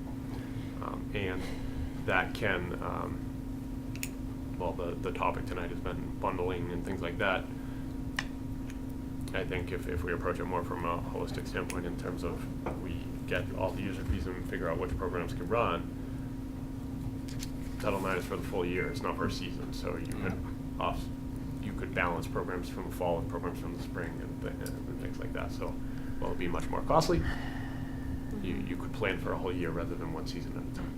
Well, and now that you mention that, I think that also might be how families would want to plan, that they might choose, I mean, there are kids now who are playing 3 sports who might choose to play their favorite sport, Right. but then if they found out that their favorite sport, sport wasn't running, then maybe they'd be willing to And we'd be play able their- to make that their- decision by the summer. Yeah. On the whole school year, not on a season-by-season basis, rather than going through this 3 times. Right. And giving bad news 3 times, right? Right. You could plan for the whole school year at that time, and then at least you have accurate information projecting what we could and could not run Right. for the school year and what obligations we could and could not meet in terms of our league commitments and MIA commitments, which we've already established. Well, just, Teresa, you were talking about how much your daughter's fees would be. My son, if I look at this and the 3 sports that he played this year, it would be more than $3,000 for next year. And so, And that's not counting music. right. Right. Wow. And I also, if I could, point out that we're also talking about clubs like Student Council, Yeah. Search. I mean, those prices are in here as well. So it's not National Honor Society, it's not just athletics and band. Math club, Yep. SAD, Student Council, $80.57. Debate, $121. So Art to, Honor Society, $20. to sum up, then, we just got to the point where we said parents need to fund $750,000 by June 15th? Mhm. Is that where we just got to, like checks Right. in hand? Yeah. Yep. So I actually did the math out on that. If we charged $20 a ticket, that would be 37,500 tickets. Just in case you wanted to know. Okay. Who's that? What concert is that? For whatever we want to fund. If Okay. that would be a kick and bake sale, wouldn't it? It would. 37,500. Yeah. Maura? Just a kind of a practical in the weeds question, and Dr. Gallen, you might know the answer to this. On the NHS clubs and activities breakdown, yearbook is you need 9 students, and it would be $570 per student. If we don't do that, is there no yearbook? Or there'd be a really expensive yearbook. So that doesn't include the cost of purchasing a yearbook. That includes the cost of running the program year-round to create a yearbook. Right. So currently, right now, I believe our students pay $85 for a yearbook already. So that cost doesn't include, doesn't cover the purchase of a yearbook for a Right. student. So that that number, the reason it's so high is because that's one of the more expensive, that has 3 stipends, I believe, Yeah. different pieces that combine, and it's a small group of students who are doing a ton of, and staff who are doing a lot of work year-round to, make a really memorable artifact for students. So that's, that would be a further discussion point, I suppose. That number is simply the cost, the number of students we have right now, and the cost per student within that program. Right. You could have a similar discussion, as we did with athletics and fine arts, about how to balance those, or if to balance those. And just so everybody knows, the stipend positions are in the contract for what you see listed for clubs and activities. The good thing is that that it's much simpler to consider donations for a program like yearbook or National Honor Society or something like that. If there was somebody who was willing to step up and put some money in for something like that, we don't have the Title IX issues. We don't have the June 15th deadline. Right. It just We have more flexibility there yeah, all around. yeah. Which is not to say that it's easy, and I don't mean to downplay Yeah. it, but it just, for me, it's not that activities aren't important, and that's why we're not talking about them. It's just that athletics has all these complicating factors, and that's why they're getting more attention. Yeah, absolutely. So there's nothing that you want me to write for the next meeting? Confirm or deny? No. Okay. A check for $750,000. I do not have that. If I did, I would not be in this seat. I mean, you did ask. But I don't mean to. Ridiculous. I'm not intending, obviously, to be like, Teresa, do work that you don't need to. But like, if we don't have something written, then aren't we slamming the door? Like, at what point do we need something by? Well, Do you know what I mean? I guess it depends on, so if it's a fundraising, if it's donations, we have to write something. Yeah. If it's gonna be, it has to Just be funded fees. by fees, I don't think I need to write anything. But then it's more on the administrators in terms of procedure and Right. Title IX compliance. But Right. that wouldn't be our role. But is that saying we're not accepting donations? Is that what we're gonna say? Well, we have a fundraising policy that honestly needs to be looked at, no matter if there's an override Right. or not. So, I mean, I can start to work on that and investigate that further. It hasn't been touched since 2006. Solid. So. No, do you know what I'm saying? Is that Well, but I think the problem is, given that we need to make a decision on these things by June 15th, Yeah. I just don't know that, I don't think there's time. like, even if we had the right policy, I don't know that there's time for, No, because we have for to people have to the- come up with money and make donations Yeah. for athletics. You'd be potentially fundraising to refund some of that cost to families. Right. Right? Mm-hmm. Yeah. Well, or to provide scholarships. Well, I'd like to point out that if we do self-funding and we do get funded for varsity athletics, there's not going to be a program in a couple of years because we're not funding JV. Right. So, you know, it's a dead-end street. Yeah, good point. But I personally just have to believe that this town will not let us go down that path for a long time. Yeah. I am cautiously optimistic that an override may pass on June 3rd. But if it doesn't, and then all these things happen, you know, we can ask again and show them, like, this is where we've come to. So, I would like to raise a motion that we go with this absolutely ludicrous, unequitable plan in the hopes that it's an emergency plan. If the override does not pass, it will put the athletic program on possible life support that will not be sustainable because we're not funding JV and we can't. But at least, hopefully, some very good programs that we have that are not Title IX required compliance can continue if the override does not pass with self-funding because of the lower cost per student, and it's open to everyone. Is there a second to that motion? Thank you, Teresa. Is there further discussion? Joe? Can you clarify the plan? So, plan would be self-funding based on these numbers here. As far as administration Title IX, that would be up to administration. I apologize for throwing that in your lap.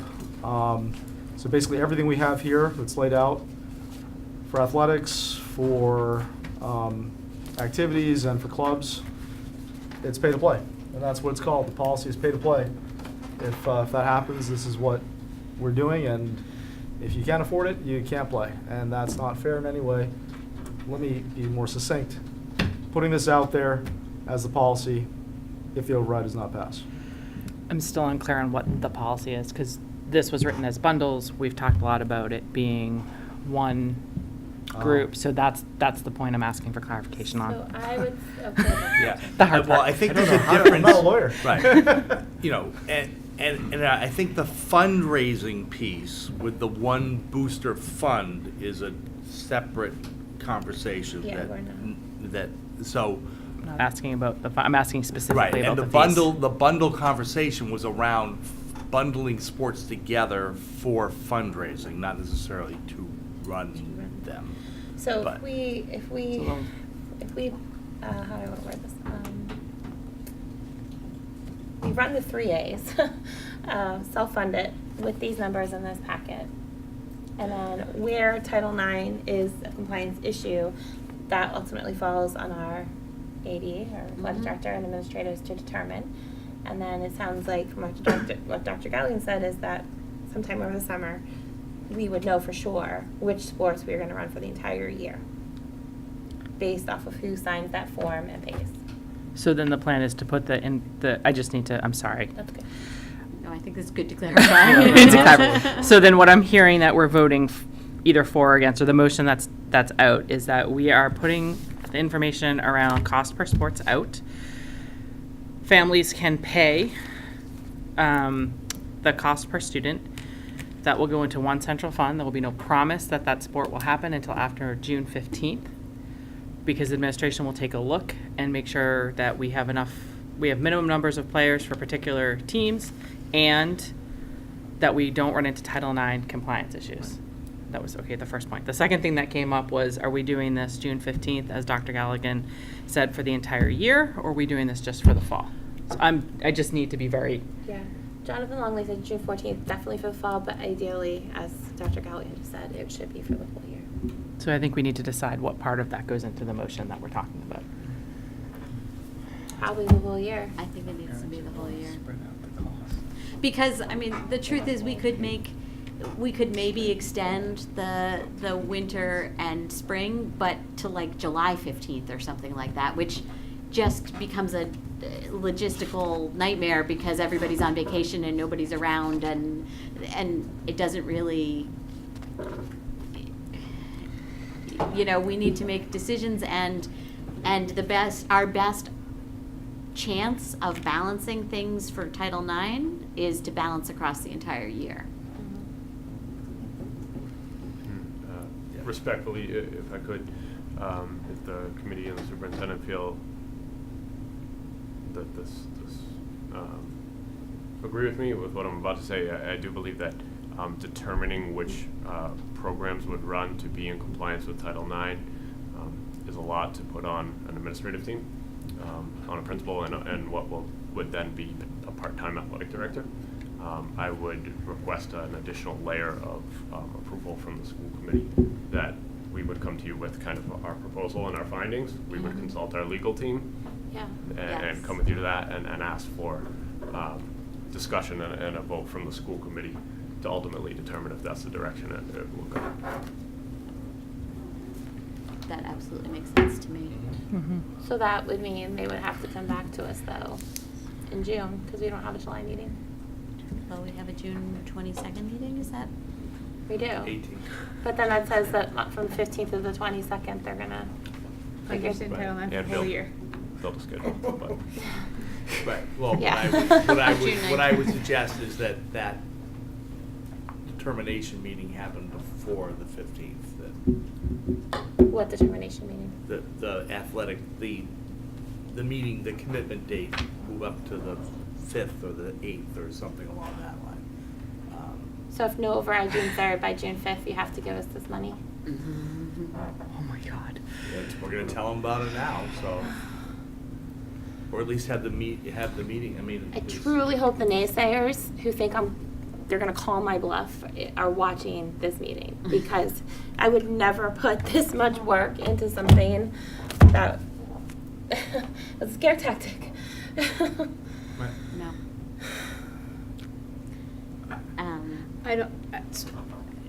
I agree, maybe moving up the date makes sense. June 5th, that's impossible. I mean, are we trying to really do this or not?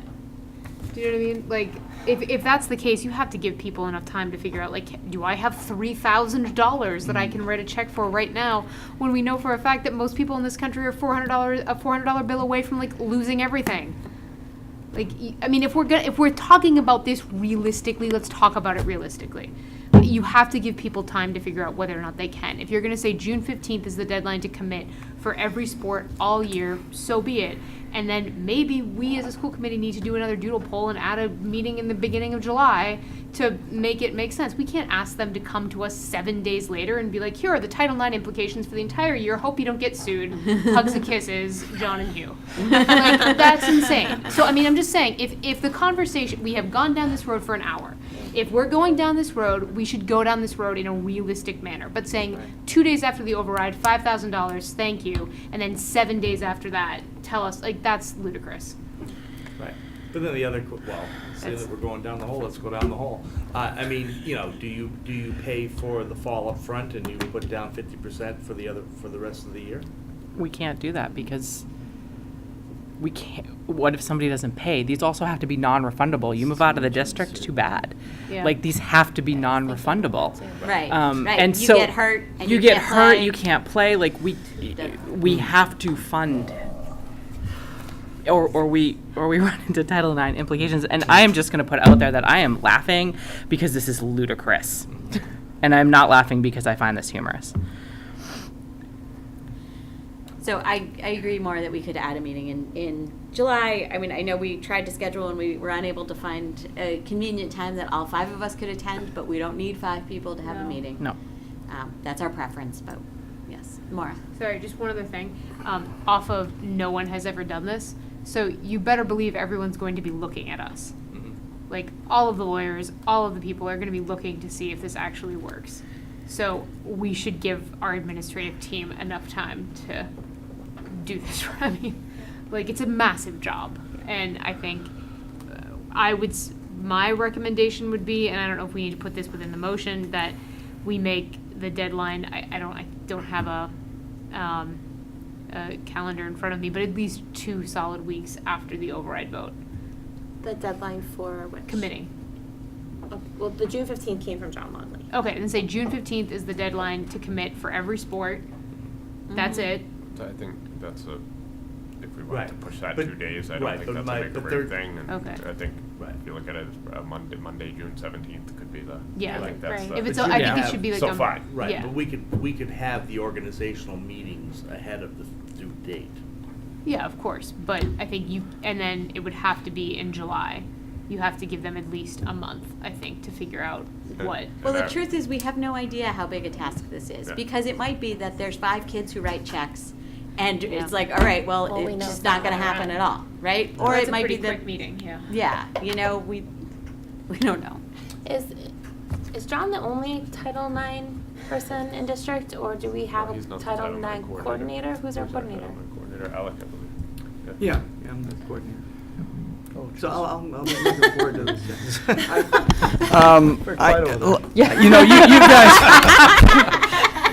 You guys have been Speak up, struggling Al. with this. I don't understand, or is it possible for the school committee to say, we have given this our best shot to come up with a solution that will allow kids to play sports and participate in activities without there being an override? And we cannot find a solution that we believe will adequately meet Title IX requirements and our core values. And our core values are that we should not be denying any student access to these kinds of activities, these kinds of educational experiences, because they can't afford it. That is not public education, period. I withdraw my motion to adopt the language you just said to make that statement as our policy. Is there a second to Dave's motion? I don't know what the motion is. The motion is to basically say that we tried our hardest to figure this out, but there's no way to do it legally, equitably, and fairly. It's against our policy of public education, so it's all or nothing. There is no pay to play, unfortunately. There is no way to do it reasonably, equitably, feasibly. There's no way to do it. We've researched it. I should say, Teresa and team researched it tremendously. But the statement is that we've done our hardest and tried our best, but there is no way to move ahead with it, would be the motion I propose. Is there a second for Dave's motion?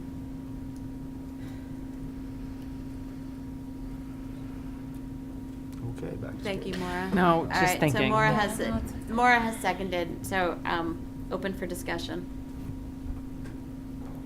I will say that I'm opposed. I understand what you're saying, but I personally cannot look at the juniors who have been named captains for next year and tell them the only way that they can play next year is if the override passes on June 3rd, and that I'm not willing to consider any other option.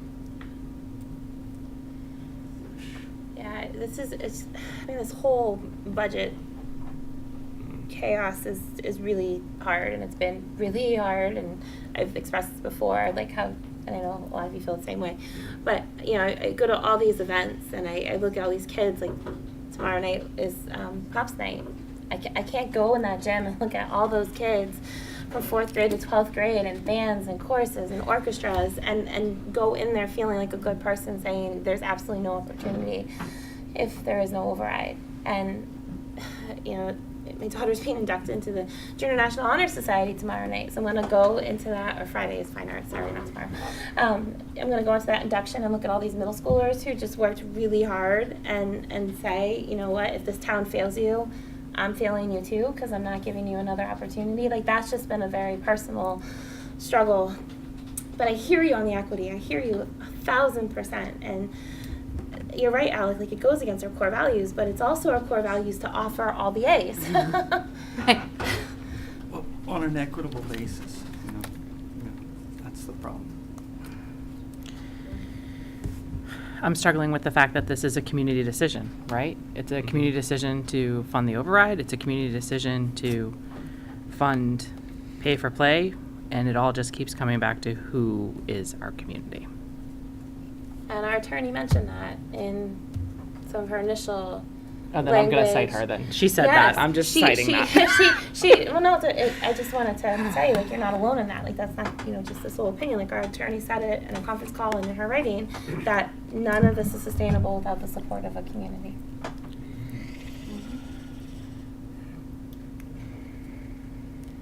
All right, well, we have, Maura? Yeah, something that kind of strikes me, and I'm struggling with this because I echo everything Teresa said. I don't want to say to kids, you can't do it, but I also completely agree with everything Alex said, that it has to be equitable, otherwise how do you call it public? So I guess where I'm kind of coming down is perhaps what we do is move forward with giving, because in a way it's like deciding who the community is, right? And it's like, just because a certain subset of the community votes against funding things, what about the subset of the community that doesn't mind giving more so that there are opportunities? Are you just saying no to them? Like, you're basically closing any door to, basically it's like, well, if this one thing doesn't work out, well then that's it. But I think the only way I'm comfortable with it is if we do look at some element for scholarships. Mm-hmm.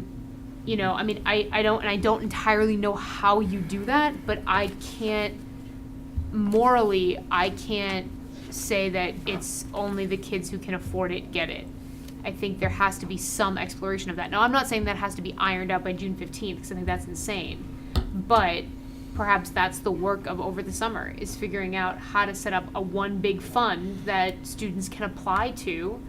And obviously it would be in addition to if a sport is going forward, right, because you've met the minimum number of players, then perhaps what we do is then look at a policy for a one large fund that does accept donations, but that those scholarships are given out to students who apply for it.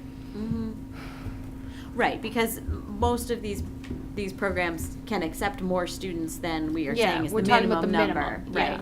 yeah. And so if we know that we have enough to Then we can run a look at program, scholarships. then you're right. A scholarship thing could be a secondary thing, which we should get on really quick after the override fails. Right. But Of course, then hopefully even we just don't hearing get myself that. saying it, if I'm a parent who then wrote a check for $1,100, and I'm like, well, why would I write a check for $1,100 if I know I can just hold out and see and then apply for a scholarship? But there are no good options, so I think we have to, or at least the way I'm justifying it, is look at the least bad option that hurts the least amount of people. If we're going to be getting into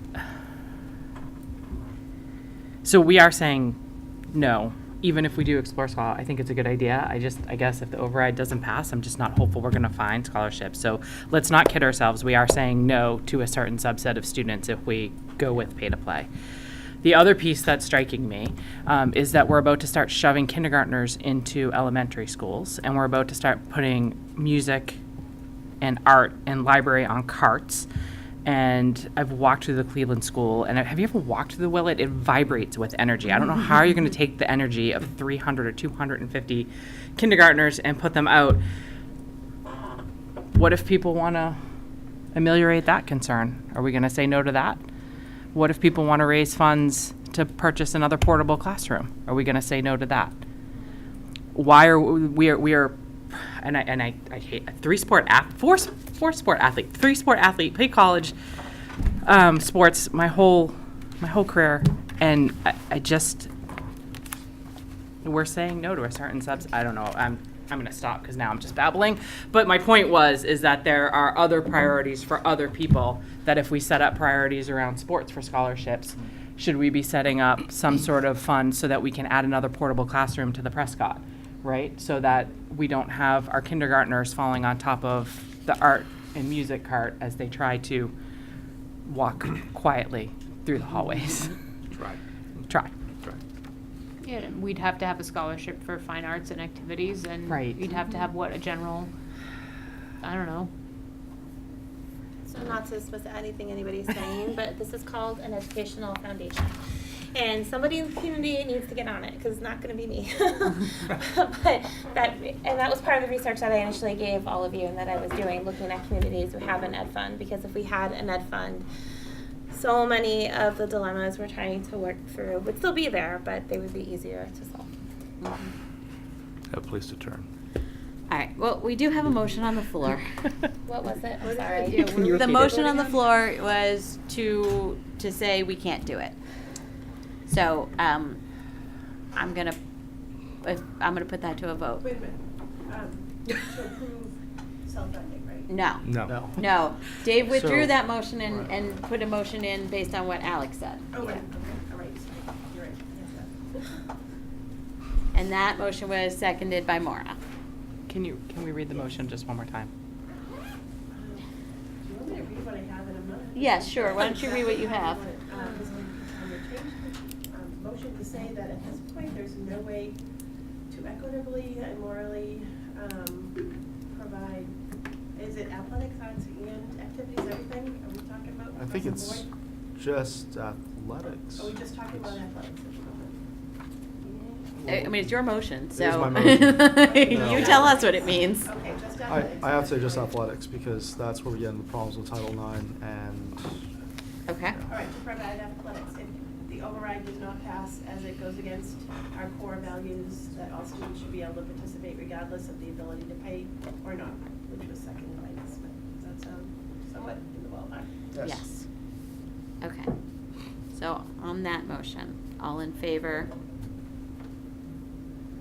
All opposed? Motion fails 4-1. Okay. So does someone want to make a motion to go forward with what we have of pay to play? All right, Maura? I don't know. Lord knows what's going to come out. Someone tell me if it's remotely logical. I make the motion that we move forward with the pay-to-play option and the timeline set up of June 15th as a time to commit and make payment, with the understanding that we are also going to explore an educational foundation that will offer scholarships for both student athletes, fine arts participants, club participants, and a general fund to fund the school. All right, is there a second to that motion? I'm sorry. Thank you, Dave. It's a long-winded motion. I'll go back one to That's fair. I don't even know what I said. Can you say it again? I'm sorry. Oh, heaven's sake. I'm sorry. Sure, Sure. Sure. Ms. Smith made a motion to move forward with the pay to play with the deadline of June 15th for registration with all right, that's where you lost me. Oh, with the further understanding that we will continue to explore setting up an educational foundation that will provide scholarship opportunities for student athletes, fine arts participants, club participants, and a general fund to further fund the schools.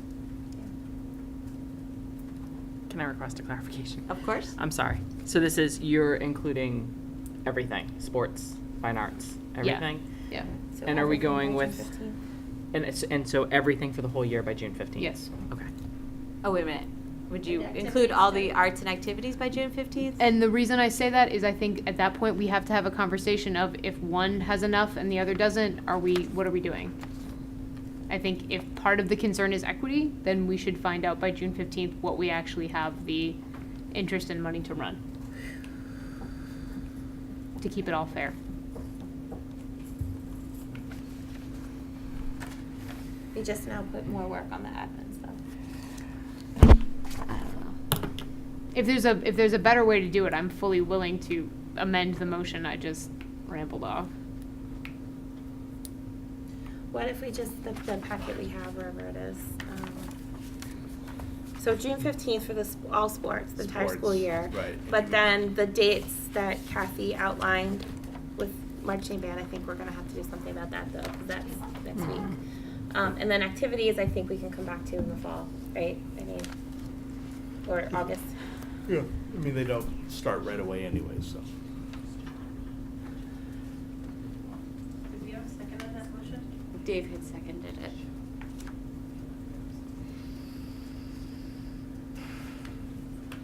Did you give a date for fine arts in that amendment? Well, they varied, so I was just gonna say, go by what Kathy Nolan had shared. Most of them, Most most of of them them are are September. September. Yeah. But like the spring musical they wouldn't need a commitment till January. We have heard on the marching band from Ms. Mullen that she could probably wait till up to June 1st, but that would be.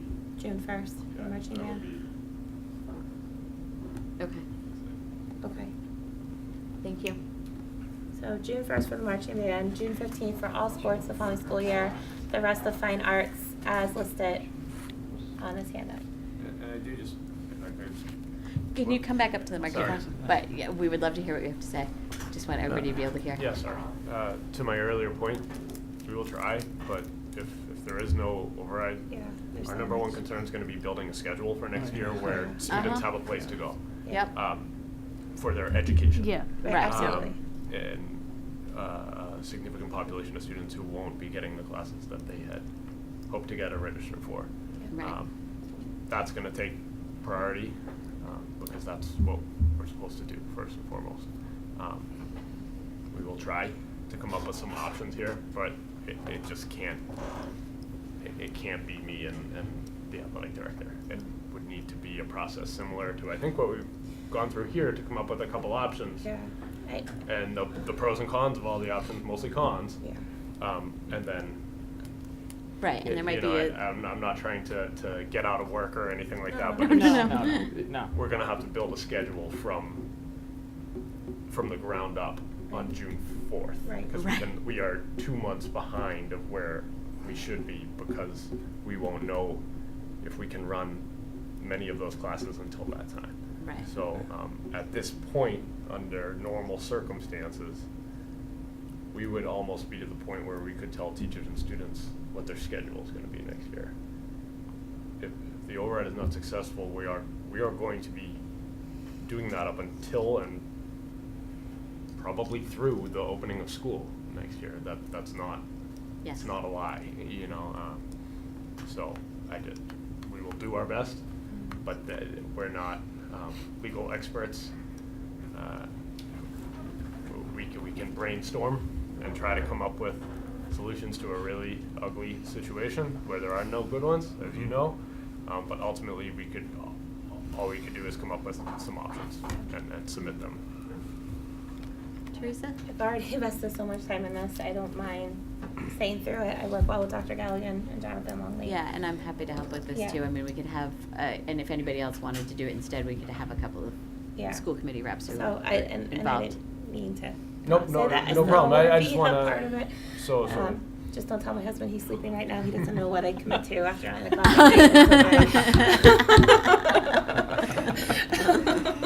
But again, I've invested so much time in working with everybody. I can see this through if need be. I just like, it can't just be Dr. Galligan, it can't be just me. But Right. it would be, and obviously our attorney would have to be involved as well, unfortunately. I'd participate, obviously.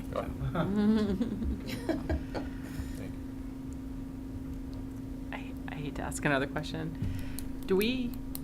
I don't know this, does it cost extra money to have our attorney run through these plans for us? Oh, yeah. Does that have Oh, to yeah. be added to the cost? Where are we gonna find that money? If there's no override, does that have to be added to the cost of the per student thing? I'm trying to think holistically and long-term. I do not wanna get to the end of the year Yeah. and go, hey, we've got an extra $25,000 in legal fees when we have no Willet, no sports, no Yep. nothing. How are we gonna find that money? I mean, whenever possible, I run things through MASC first. Okay. But I'm sure they're gonna tell me, go talk to your attorney. Yeah, Yeah, well, this is uncharted territory, so. Very definition of a catch-22. Yep.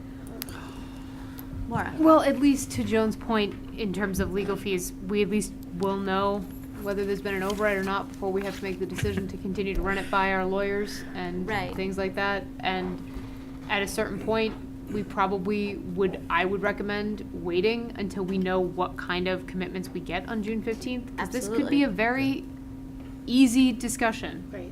You have 15 people who wrote checks. You can't field any sport. Yeah. So Right. I think we give the people who want to pay for it the opportunity to pay for it, and then we see where we're at. Good point. Yep. All right, so I've lost track of what motion is on the floor. I know it's Maura's motion, but I don't know where we left it. What's the word I'm looking for? Amended? Thank you. Amended it slightly. June 15th for all sports for the next school year. June 1st for the marching band, and the rest of fine arts dates as applicable in this handout that we have from Ms. Mullen. Okay. The other June 1st is the musical. Musical, yes. Oh, sorry. Okay, so But the- marching band and the summer musical. Mhm. Okay. Yes. Well, that's already in here. Do we need to Yeah, but just include put it the in your sorting motion, out so piece I in the know. motion, or no? What? Do we need to include that,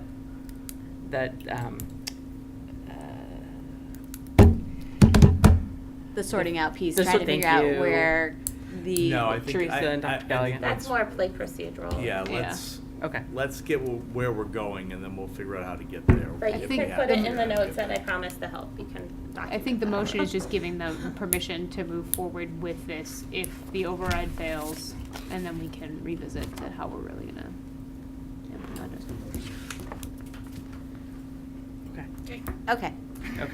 so, any further questions on the motion? Maura, do you accept Teresa's amendment? Okay, I so do. we're gonna just. You do. We're gonna go with that as the motion as amended. All right, all in favor? Unanimous. Okay. That's probably more than enough about that tonight, right? Uh-huh. Thank you, Dr. Kelly. Thank you so Thank much. you. Thank you for Thank sticking you. around Yeah. so long. Okay. Madam Chair? Yes. Just a question of if there's anything remaining on the agenda that can be tabled, considering the time? That's an excellent question. Ms. Budget Ellis, there's transfer. a budget transfer. Is that something we should really do now, or can we wait 2 weeks? We can wait 2 weeks. Okay. We have the budget report and the payroll projections. I would just encourage the committee to review, and we can take that up in 2 weeks, unless there's something that somebody already knows they want to ask about right now. No. Okay. The long-term agenda and the calendar update, I just wanted to let you know that it's in your packets. Right. So you can see what we've planned to talk about for the rest of the year. And then we have the summer meeting dates set. Or actually, not just summer meetings, but all next year set. Okay. Well, the August 7th meeting is on that agenda. Right. Yeah. Right.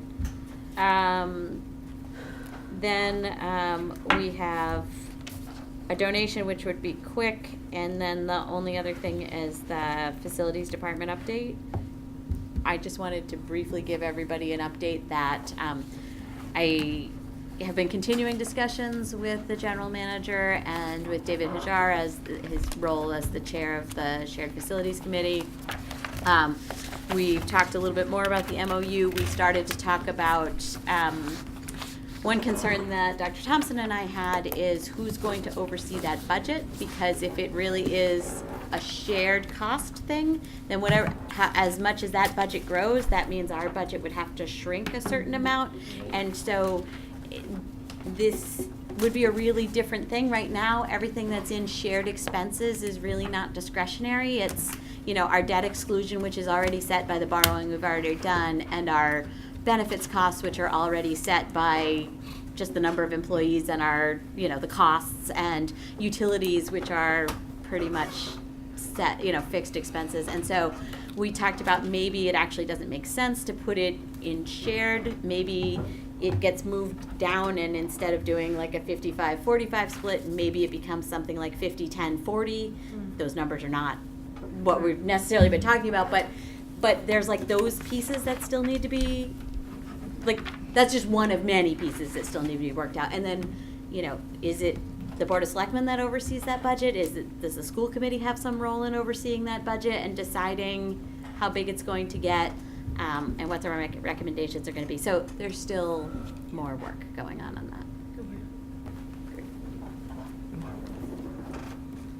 All right, anything else on that? Just a quick reminder that at our joint meeting, we did table that policy around the split because we were waiting to see the results of the override, but this also makes sense. You can't write that policy until we know how we're going to address this as well. Right. Right. Okay. All right, so moving on to the consent agenda. Dr. Thompson, we have donations. We have two donations. One is from Bay State Textiles, our March rebate for $381.50, that's system-wide. And Dedham Institute for Savings has given $175 to the COPA. Is there a motion to approve? Thank you, Maura, seconded by Teresa. All in favor? Aye. Unanimous. All right, personnel. None at this time. Okay, we have executive session tonight. We do. Oh dear. Okay, does anybody really want to do a school committee addenda? Excellent.